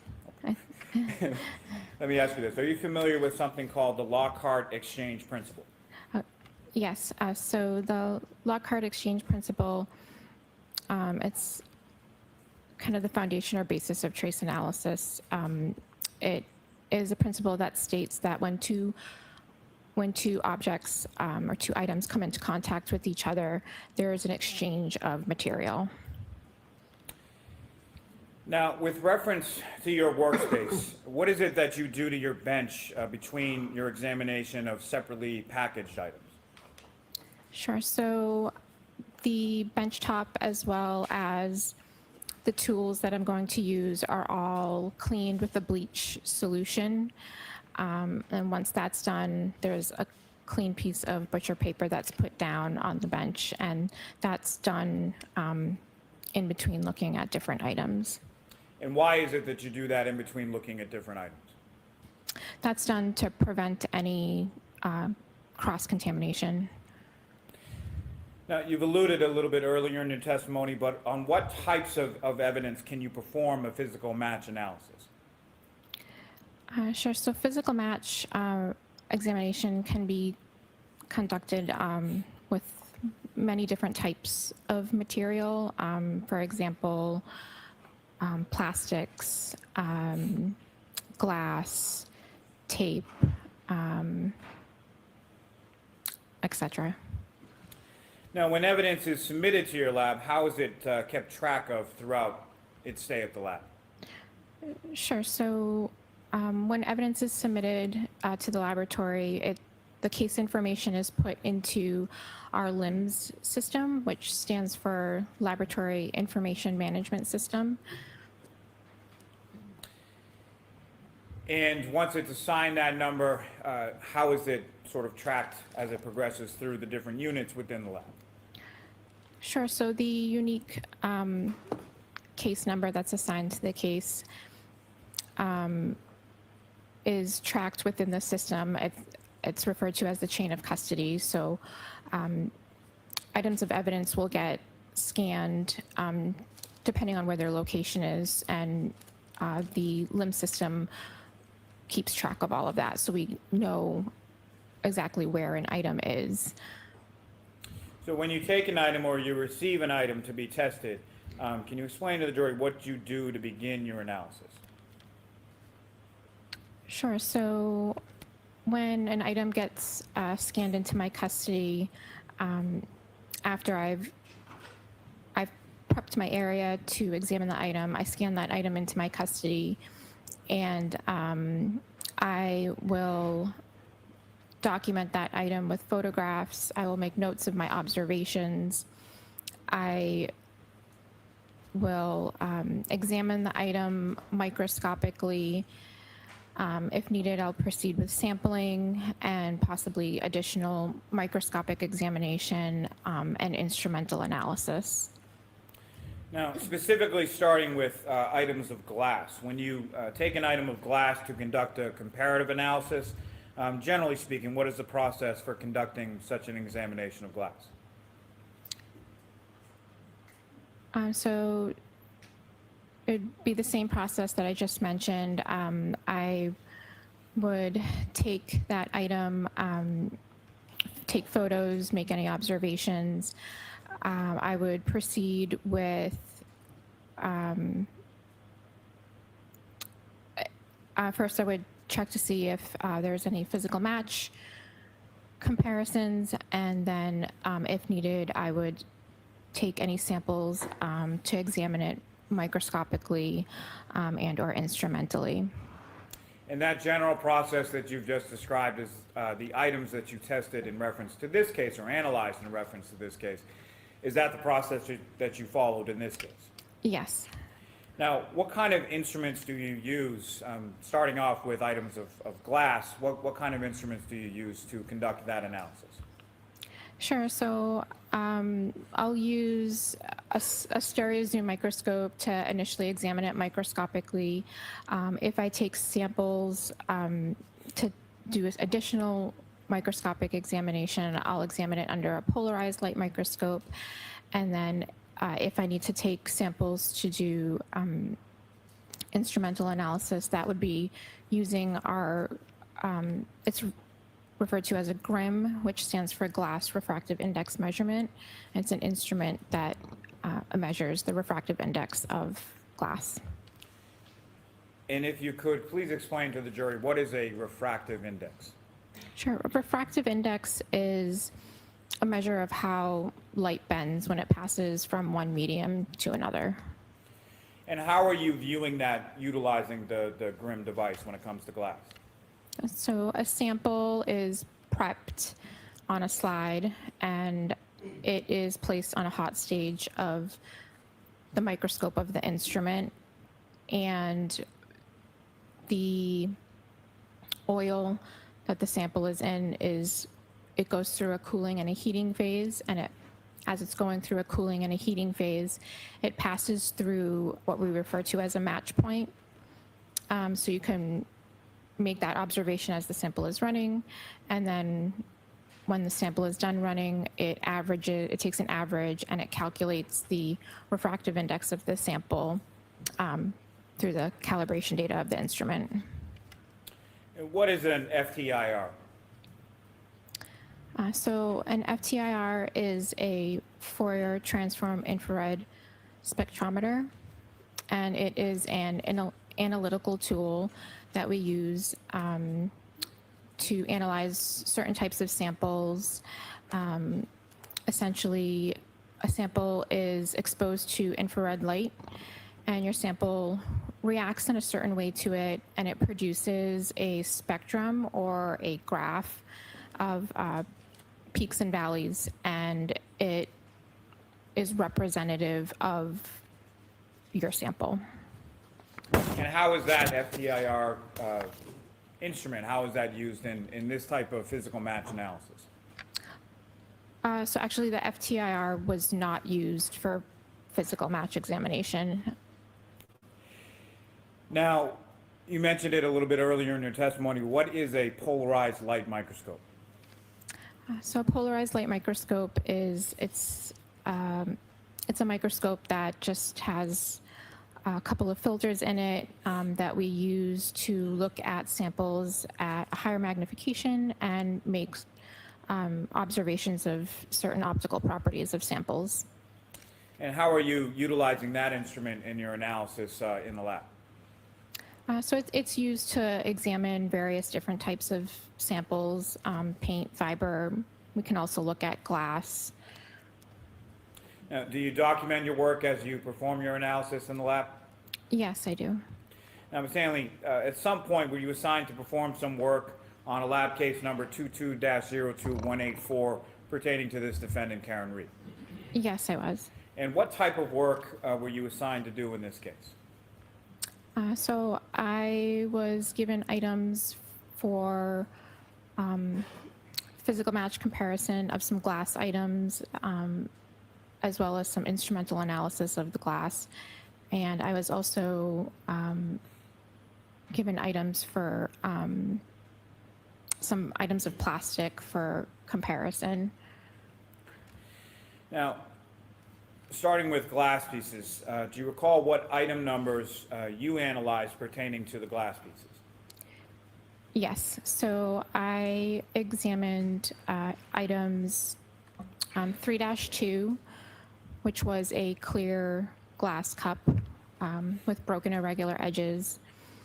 I was also given item 3-3, which was 5 pieces of clear glass with broken irregular edges from the bumper of the vehicle. And then I was also given item 7-12, which were clear and glass pieces recovered from the road.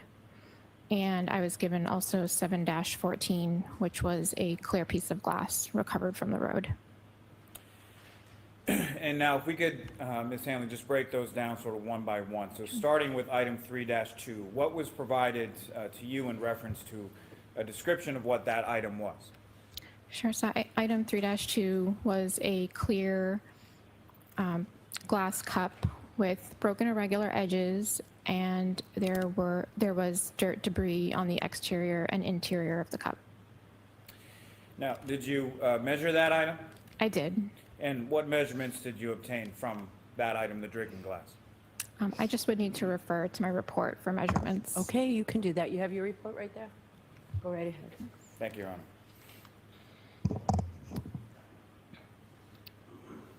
So the diameter of the bottom of the glass cup was 2 3/4 inches, and it measured approximately 2.5 inches in height. You mentioned that there was debris on both the interior and exterior of the drinking glass, is that correct? Yes. Now turning your attention to item 3-3, what was provided to you as a description of item 3-3? Sure. So item 3-3 consisted of 5 pieces of clear glass, all with broken irregular edges. And was there anything provided in the description of where those 5 pieces of broken glass were located? Yes, they were recovered from the bumper of a vehicle. And was there any identifying information provided to you as far as in reference to that vehicle?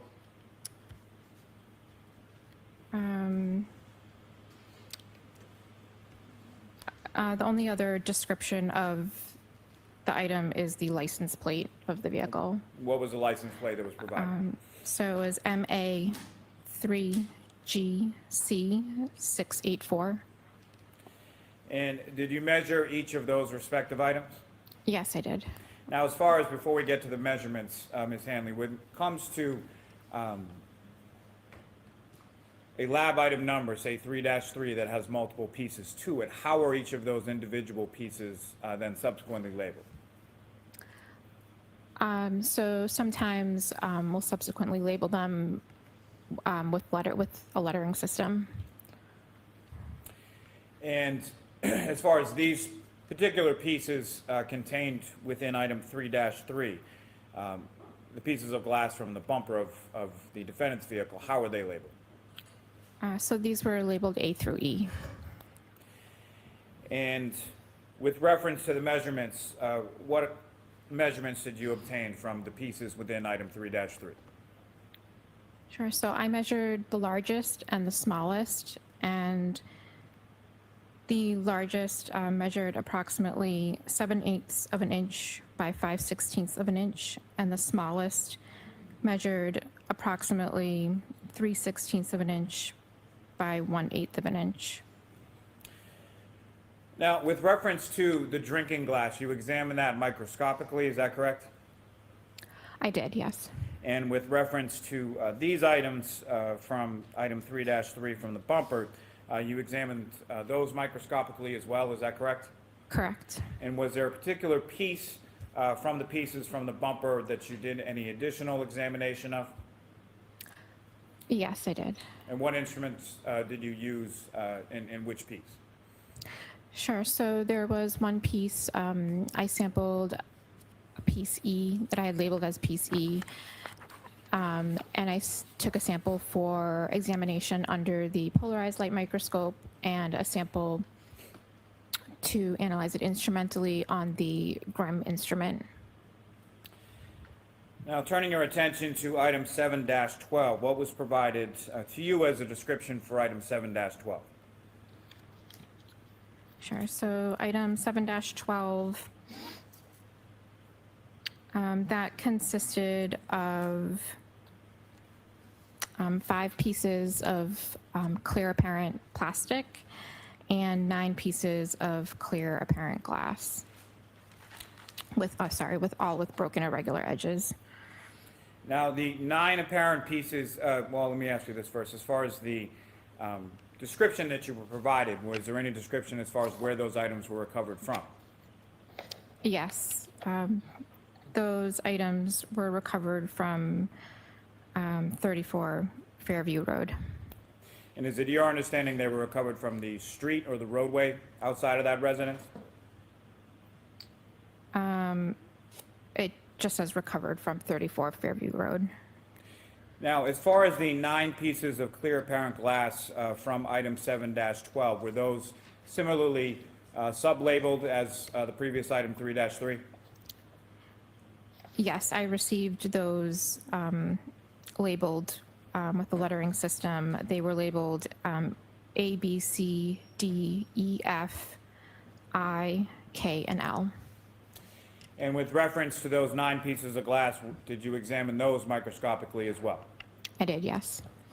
Now, turning your attention to item 7-14, what were you provided with as far as a description of that item 7-14? So this item consisted of 1 piece of clear glass with broken irregular edges. And similarly, was there any description provided as to where that item was recovered from? Yes, it was recovered from 34 Fairview Road as well. And again, how many pieces were contained within that item 7-14? 7-14 was just 1 piece of glass. And did you measure that item as well? That item, I do not have the measurement of. It was examined by a previous analyst within the unit, so that measurement was taken at that time. And that other analyst would be Mix Valier, is that correct? Yes. And as far as your examination of that item 7-14, what type of instruments did you use to examine 7-14? So I sampled 7-14 to examine it under the polarized light microscope, as well as to analyze it instrumentally using the GRIM instrument. Are you familiar with a term called a class characteristic? Yes. Can you explain to the jury what that is? Sure. So a class characteristic is when a material can be associated with a group of items that share characteristics. And what is an individual characteristic? An individual characteristic is when a material can be related to a single source, such as a physical match. And so what is the difference between a class characteristic versus an individual characteristic? So class characteristic is that it can be associated with a group of items that share characteristics, versus the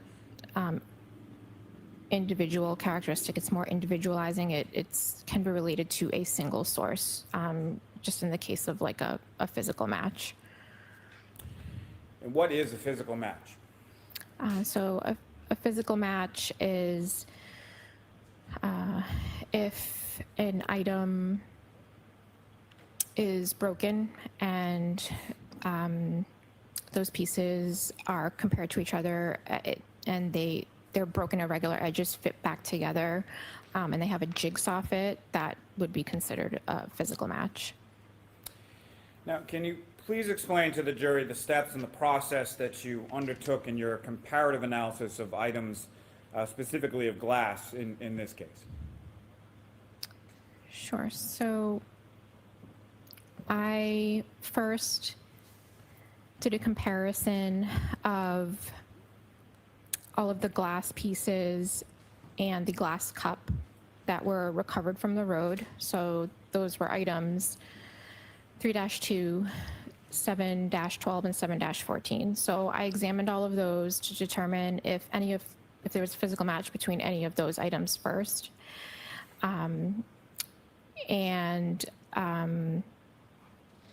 There were, I believe, 6 pieces of glass from item 7-12 that fit mechanically to the cup that was also recovered from the road, item 3-2. After I completed that examination, I then did a comparison to see if there was a physical match to some of the 2 of the glass pieces from the bumper. And there